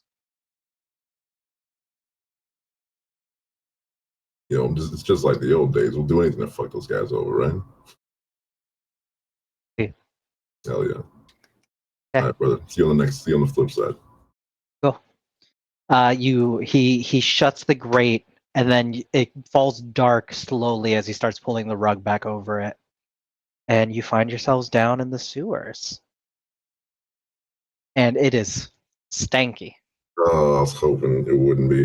Yeah, it is rough down here, y'all. It is. One Can of I my dig through my items. tool bag and get us like as if you had something, it's What like do you get got? like little nose filters. Oh no, I don't. I was just gonna say one of my items is like a rose. I have a rose that is aesthetically there. Love it. I also just want to like. You sniff the rose, and every time you sniff it, you just hear Caroline. Okay. Oh Lord have mercy. Go on. No, I love I love the solutions you come up with. So you're smelling a rose. You have like a nose filter thing, Tay. Yeah. I could feel Parts. like even maybe I can like MacGyver up a couple more, maybe make them smell like a rose. Take a Yeah, I'll little let it petal. play. I'm not gonna make you roll for that. That's more of an aesthetic thing than an actual like Yeah. gonna impact you. So you all make your way down this winding sewer system, and you're searching through, and you're going through. We're gonna accelerate the timeline a little bit, just 'cause I want to be respectful of everybody's times.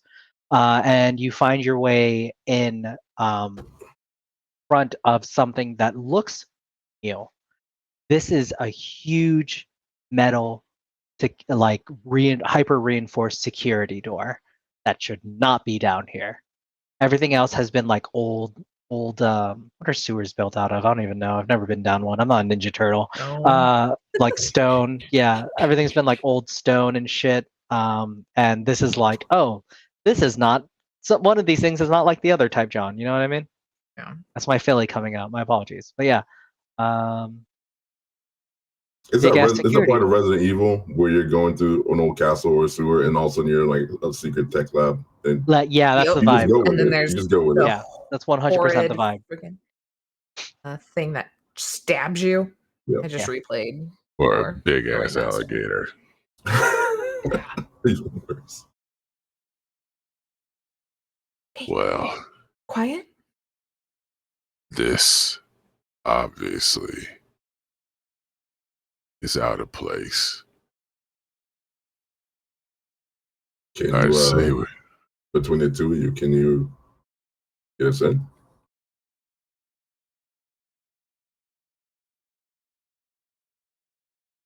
What is the outside situation like? Is there like keypad or is there like lock? Keypad or biometric scanner. A little bit of both. You know, like gotta It's have like the that password. Also gotta have the biometric scan. Can I have a puzzle, a 3-piece puzzle piece, like some kind of weird geometric shape? Anyway, sorry, Resident Evil going back there. It's I was gonna. overcomplicated, like a chess piece we have to puzzle. find the Well, head of it's the line and put in the yeah. stack. I'm assuming Chimera. access the Yeah, archives would be it's actually like this special puzzle, and if you solve it, a deadite appears, or a Cinnabite appears, and you're fucked. Oh wow. That's the trade-off. You can get in, but there will be a Hellraiser. Oh my shit. god. I'm assuming access the archives would be the best bet for this.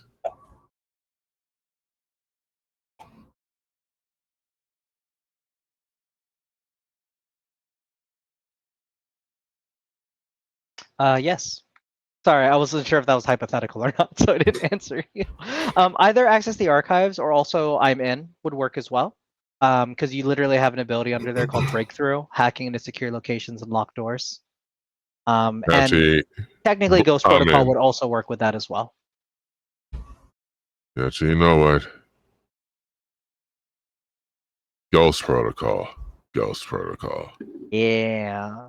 Also, audience, while this roll is happening, how's everyone doing? It's been awesome. Y'all have we've been consistently at 12 people hanging out with us all night. This is great. Y'all are fabulous. If you're my family, hi, hello. I'm not normally Hi. like this. Hi. I'm acting.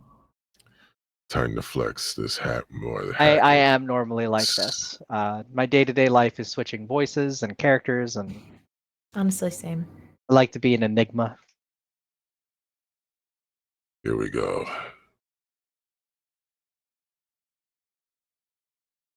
So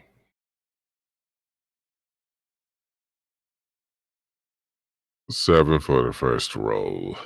Ooh. And 12.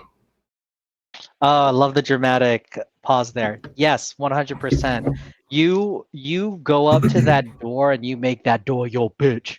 Literally, you're just like, "Sup, Marshall Dark," and the door goes, "Yes, Daddy," and it opens up. As the door opens up, there's a definite. You know how like in labs, because it's like pressurized and also like they're trying to keep it a certain temperature and everything. Like there's like a little bit of fog or steam or whatever it comes out. Mm, It happens. I'm gonna be Yeah. honest. I don't know how to apply the technology in there. I just like the aesthetic. It's It's purely cool. an It's got to aesthetic be choice. really cold for all the Yeah. tech to work. So Yeah. It's not like fucking overheat. freezing. It's all frosty. It Yeah. opens up. It's like Yeah. it opens up. And you come into the room. Big reveal. Nothing. You are in a completely blank space. There is like computers and stuff and like stuff, but there isn't anything that's like, oh, there's an active experiment happening here. What you find instead is the remnants of what appears to be something that was shackled in this space. The remnants, like body parts. No. Or Like just you just see just shackles. the shackles and chains of Okay. stuff. You do see some blood as well, like something fought its way out. That's about it. Oh, this is Resident Evil. Oh yeah, by the way, before you walked in, there was like a lot of health potions. Suddenly you got increased Red, ammo, green herbs. and there was a save point. Like the music Burger. suddenly started sounding like a Latin choir singing. Oh You start no. going around, ah, ah, ah, Door slam shut behind us. the door did shut behind you, by the way. Oh, did it? Okay. Oh shit. Okay, well, god damn. As you get in the room, you're looking around. You suddenly hear a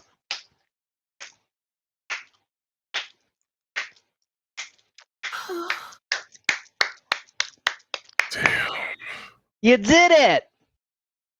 Welcome! Welcome to the party, pal.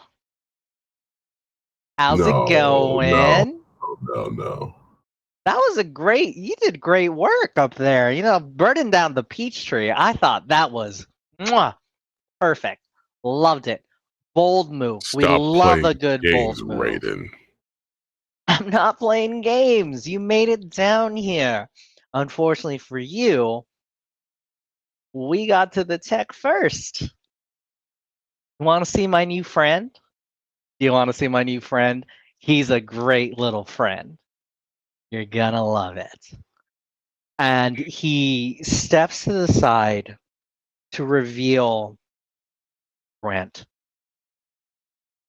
And Grant does not look okay.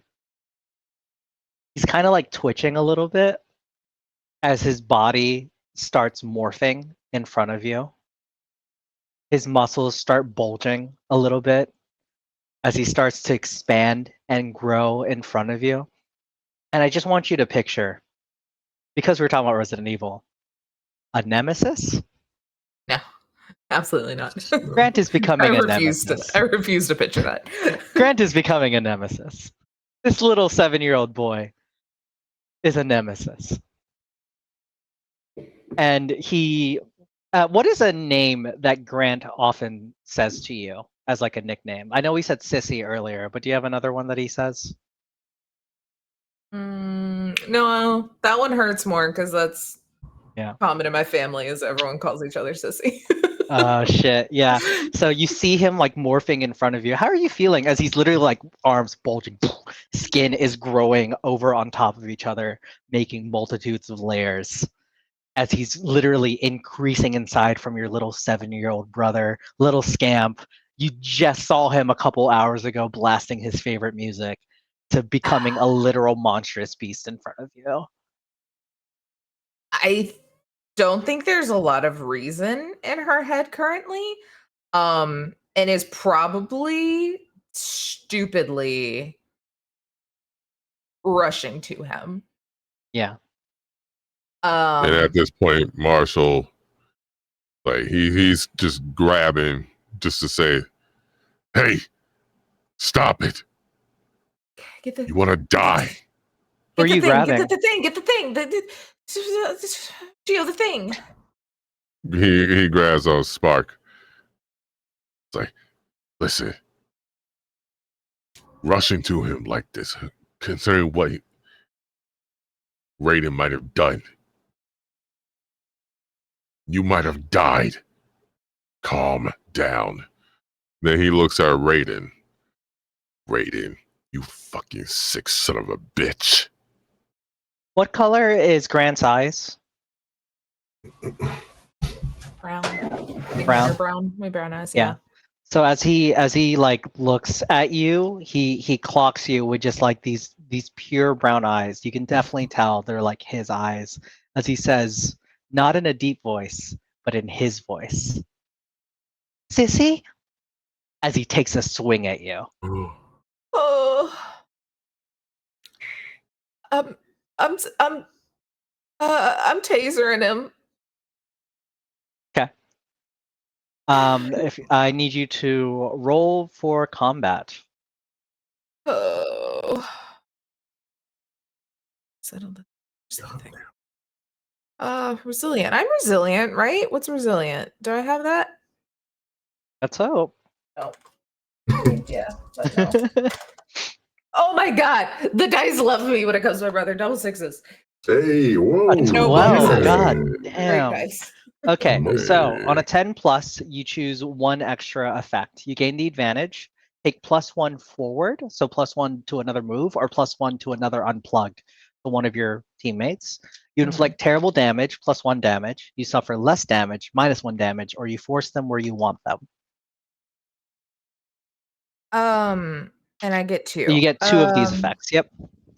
Okay. I guess I'll give a plus forward. I don't know if this is the thing, but this is what is in her mind because I think Geo has the like de-brainwash people thing. So I'm giving Geo a plus forward and trying to. So I don't want to inflict damage. I mean, my taser stuns. I don't know if maybe that can be the put them force them where I want them. So I just kind of want to like keep Grant in a position of not swinging and an opening for Geo. Love it. Yeah, absolutely. So what's going to happen is you run up with your taser and you try to like tase Grant right in his really thick nemesis type neck, and you hear him go "Arr!" Like this one is actually like a monstrous guttural noise instead. Mm-hmm. He goes "Arr!" as he drops to his knees. But not before taking a swing at you. So what's going to happen is this: if you can picture it, you run up, tase him, which gives Geo enough time to do whatever he wants to do on his move as an arm swings and sends you flying across the room, and you're going to take 2 damage.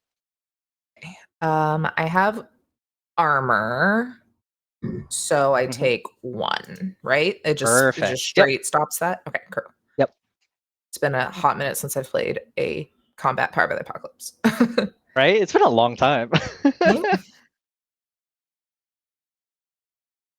Okay, so that was the way turns work in this game in Powered by the Apocalypse games. It's literally who wants to go. There's not really a turn order. It's just what narratively fits best. And then generally speaking, I like to go like we go straight out the gate and then we try to follow an order after that. But sometimes if something works, we'll go for it. So because there was that +1 forward given to Geo, if you had a plan, you can if you want to. It's not much of a plan, but we're going for it. I reach into my lab coat and pull out that sample tube with the soil and the neurotoxin seed bomb essentially in there. And as I see Spark having tased it and stunned it, I try to run forward and shove it right down its throat. Oh shit. I adore that. Yeah, go ahead. I'm gonna have you. He's still swinging, so I'm gonna have you try to roll as well. Okay. Roll combat. You'll have a +1 too. Okay.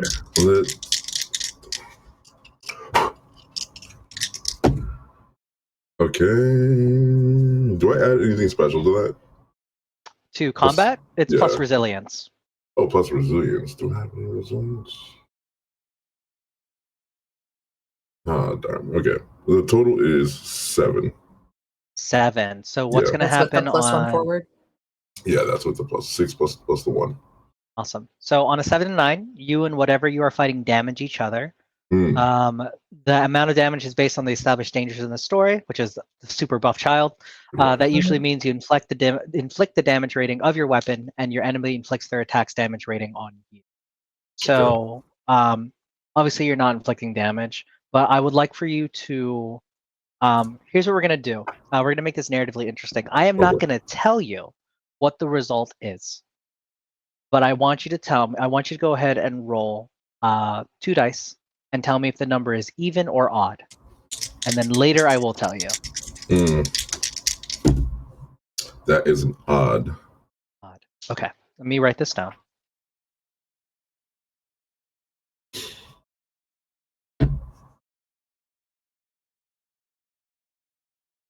Okay. So you take that hit, you also go flying across the room, taking 2 damage. 2 damage. Okay. Yeah. What was I at least affected? Or was I able to get in his mouth? Was there anything? You did get Okay. in his mouth, but the secondary roll will determine the effect. Yeah. Gotcha. So he goes, come on. What are you're gonna try to use a plant to beat this incredible bioweapon? You really think that's gonna work? Dumb as shit. What are you gonna do, Marshy?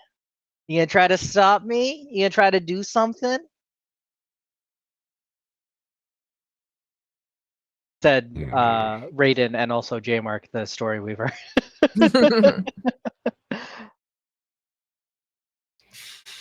All right.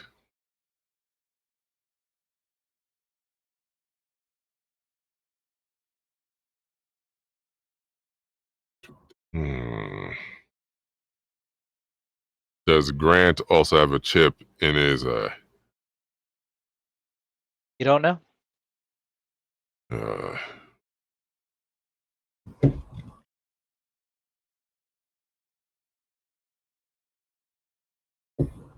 But I'm assuming Raiden does.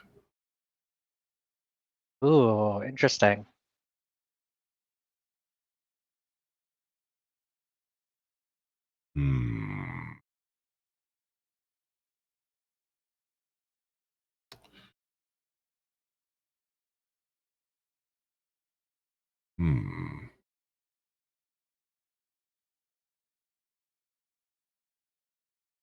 All right. So I'm actually gonna try the into hack Raiden. Oh shit. Do it. I'm here for it. That's a dope move. All right.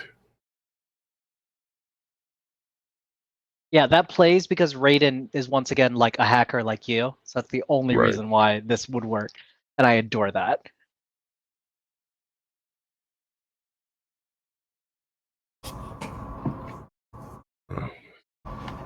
So I actually got roll plus Machina, so it's a 7. For I'm in. 6 plus farming, yeah. Okay, you get 1 action of your choice and the Weaver creates a consequence. So here's what's gonna Right. happen. You are going which one are you trying to do? System Flood, Chosen Target, Breakthrough?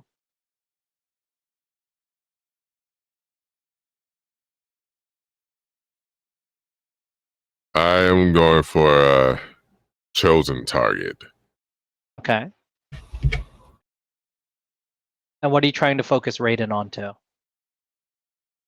Focus him on the Grant to see if to get him to focus Raiden focus Raiden on Grant to get Grant in his sights. Oh, okay. So what I'm hearing is Ooh, you're that trying could to also get... be super insightful to see how he gets to Grant. Yeah, so you're trying to get so I can understand you're trying to get Raiden to make Grant do what you want Grant to do in this moment. Am I understanding Pretty you? much, yeah. That slaps. Here's the cost, because there's going to be a consequence for rolling a 7. Right. You do that, but you suddenly fall to your knees and cannot physically move. There was a little bit of a biofeedback when you tried to hack directly into another person's brain, and it struck you up a bit, bud. So you're slightly incapacitated, and Raiden goes, "Ah, shit, damn it!" And he turns and he pulls out he pulls out like a communicator on his wrist, and he goes, "Hey, big wig, ah, I need you to fight me." Shit, I didn't mean to say that.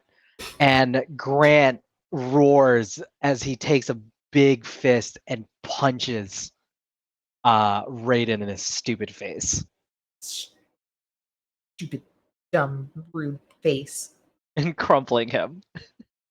Raiden goes down. And now Grant is on an unhinged rampage. Do me a favor. Actually, let's do what Spark's gonna do first. Was it just Raiden in here? Or is As far as you know. other bud in here? Okay. Okay. I would like to look to Geo and ask for one of those stun leaves that he gave Grant, and would like to use my ability I am your maker, and I'd like to Ooh. use one of my like flash grenades and like redo it to where the smoke would make mercy. The smoke grenade. The smoke bomb, that's what I have. And instead of like the chemical or like with the chemical that comes out that makes the smoke, have that stun. I love that. Slaps hard. Yes, please. Please. Okay, and so that is Also, I'm gonna read the I am your maker ability because I'm very proud of what I wrote. Yeah, I really like it. I really like it. So I am your maker is a Mechanist exclusive ability. Sometimes a machine is a drone, and as a result, it has perfectly established functions. Not for the Mechanist. You have the power to make one machine function in an entirely different way should you choose. That's not a drone, it's a turret. An energy shield? No, it's an EMP. It's not to be confused with MacGyver Jr., which takes existing spare parts and components, or spare parts where you fully break down a machine. You're simply nudging a few things over so that your toaster is now a fully functioning flamethrower. I love it so much. I got a 10 even, baby. And even, baby, the machine does what you want. Yes. So here's the thing. You took your turn to make that, so you're not going to be able to use it on this turn. But Geo's next. I throw it to someone? Yeah, so if we can hand off, I will hand off. I'm imagining kind of a combo move there where I kind of bundle up the 5 stun shot bullets and I kind of roll it at Sparks. And then this guy is on a rampage. And I'm just, as best I can, I'm trying to squint through the pain in my eyes and see if that neurotoxin is doing anything. Yeah, roll an up and down roll again for me. Tell me if it's odd or even. Oh boy. That is even. Even. No, don't laugh like that. That's cool as shit. Okay. Cool for who? Cool. So Grant is still on a rampage and is like just swinging. But swinging in that way that, like, you know that thing where like you put a hand on a kid's forehead and they're like trying to get at you? That's Grant, except like same energy, but giant. And big old ham fists.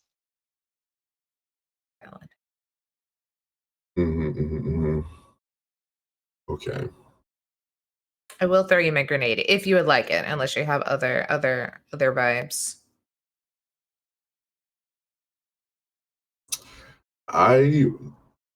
It's kind of a long shot, but I feel like I want that neurotoxin thing to work. So I'm going to hold off on that. If you toss me that grenade, I am going to pull the pin and throw it in Grant's direction. If we can all do that in the same time. Yeah, do it. I'm down. Let's do it. Someone will attack again? Yeah, so I will say, since you're trying to do this, it's not combat. Combat is strictly like you're close counter and you have a chance of hitting each other, but you're throwing something. So instead, what I'm going to do, there's an ability for like literally your act. It's like the equivalent of Monster of the Week's Act Under Pressure. What you're going to do is quick thinking. It's a high stakes situation. You want this to land. So you're going to roll plus calm. Okay, I got a little calm on me. That is a 7. Oof. Okay, now I will say, part of the mechanics of Powered by the Apocalypse and its nature is you have a Defy Fate ability. So if you use that, you have a certain set. So this is a full campaign. You only have a certain number for the full campaign. This is a one shot, so you can spend that, and it will allow you to, bump that up to an immediate 12. I'm so going to automatic success. defy fate because we are in a high stakes situation. Let's do that. Awesome. Yeah. So you do that. It immediately works as you stun Grant. Do me a favor. Roll another up and down. 7 total. 7. So this was the up and down. So it was odd. Yeah, odd. Yeah. Okay. So here's what's going to happen. That electrical kind of plant-inducing shock from the stun plant grenade manages to actually activate the neurotoxin. The neurotoxin, you hear sissy as suddenly like purple and greenish smoke starts pouring out of his mouth. And suddenly you see him collapse down. And as an added bonus, his body begins to shrink. And the extra skin and that has become like its own form of armor begins to shed away from his body, revealing, and we're going to say quaintly enough, a blanket landed on top of him, so he's modest, but revealing a tiny 7-year-old Grant exhaustedly laying on the floor, unconscious. And thank goodness you rolled 2 odds, because even would have meant death. Oh, well. Yeah. I'm immediately rushing over and scooping him up. Yeah, we love that. We love that narrative stress. You know what I mean? I was stressed. Yeah.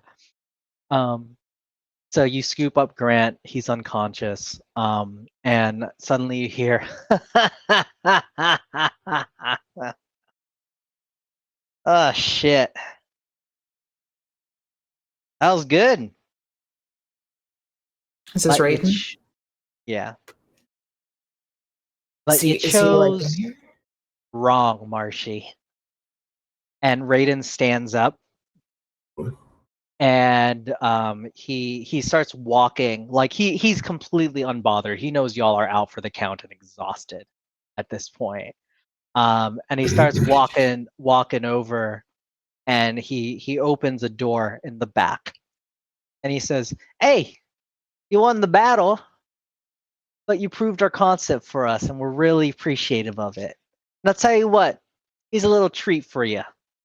And he walks up to Marshall, and he gets down and squats, and he goes, "You want to see your brother, right?"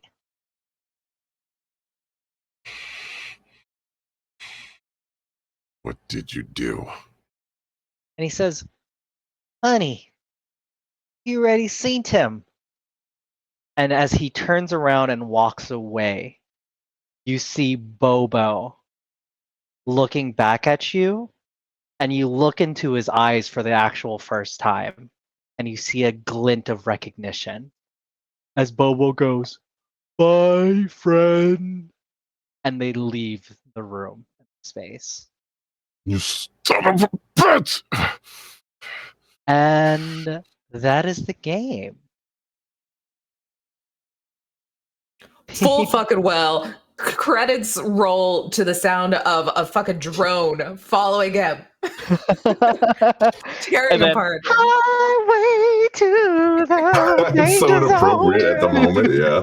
Yeah. I No, love we it, could though. always do dig. the anime ending where like something really dramatic ends, and then suddenly you hear like a really quaint little romance song playing for no reason at all. Yes. As we all kind of look at each other.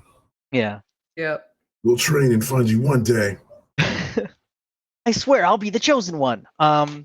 Thank you Oh all my so God. much for playing this game. Audience as well as players would love feedback as I continue writing and working on it, and hopefully we'll eventually get it out. So it'll be good. Once again, I have been your story weaver. My name is Jemarc Axinto. Before I do my announcements, I want to pass it off to my beautiful, gorgeous, wonderful cast. Please tell them who you are, where to find you, and who we are as Apochromatic Unlimited. Let's start with Paul this time. Hey, everybody. So, I'm Paul Green Dennis. Some people call me Deep Green VO, which is actually my Twitter handle. And I voice actor, and believe it or not, a game that was just released a few days ago, I voiced in, came out, Double Dragon Gaiden, Rise of the Dragons. And I am Oh, a hell Bobo in that game. Also, in the neighborhood, a game that came out a little over a week ago, I am Ray in that game. Oh What my game was that? gosh. And yeah. What game was that? The new Double Dragon game. So Double Dragon Gaiden, Rise of the Dragons. Mm. And then also My Friendly Neighborhood, which is on Steam. Congratulations. Hell That's a yeah. good one. Heck yeah. Let's pass it on to Mark. Hey, what's up, everybody? Mark J here. My Friendly Neighborhood looks scary as hell. It looks like the game we just played, but I could be wrong. I like scary. I'm in. Sometimes puppets are happy and not murderers. Anyway, I'm Mark J. Oh my god, this looks horrifying. Right? The fuck? It looks like something we just did. Oh no! Oh, it's walking towards me. And Oh. then Paul's voice is like, oh, I'm going to Yeah, it's basically Resident Evil with puppets. Horrifying. I Can't wait. Sounds beautiful. Mark J here from Apochromatic Unlimited. You can find me at More Than Mary on Twitter, but you can also find me on my Nunshot podcast, which you can find free on our Patreon, which you can find a link there in Twitch, and you can also find it on the Spotify. But while you're on Patreon, do check out our zine, the Apochromatic Unlimited issue 0 just came out. It's #1 downloaded or checked out on itch, and we're really proud of the work we did. And we're especially gonna shout out Taylor, who was the absolute ascended to Super Saiyan 4, Super Saiyan God in the last week to help us get that done. So thank you so much, Taylor. We're gonna celebrate her by telling her to take a goddamn break. Yeah. I can't wait. After today, I'm nothing. But yeah, check out the zine and check out Nunshot Podcast. New episodes coming out every other week. Taylor. Hello, I am Taylor, or at _potato_ on the internet. Really just Twitter currently because I'm not cool enough to get into any of the other places yet. What do I have going on? I don't really have a whole heck of a lot. So yeah, check out Apochromatic, y'all. I can also be found over on High Shelf Collective, and actually most frequently this coming month over on Lost Caravan, where every other Monday I'll be playing Lancer, every other Tuesday I'll be playing Orbital Blues, and every other Saturday I'll be playing Fabulous Ultima. And those all fall in the same week somehow. Taylor really said, hey, I'm going to take a break. Man. By the way, here's all the things I'm still doing. I don't got much going on, but it's 1, 2, 3, 4. It's 8 things for an entire month. That's not bad. I'm going to gas you up in a though, because week you said you don't have anything going on, and you failed to mention the incredible Bloom and Blight podcast that you literally just came out. So like, we need to gas that up first. Please, everybody, listen to it. I'm so proud of the work that has been going into that. So it is Bloom and Blight. You can find that anywhere you listen to podcasts. The first 2 episodes, like part 1, part 2 of the first release is out. The newest episode comes out this Thursday. It's every other Thursday, so keep an eye out on that.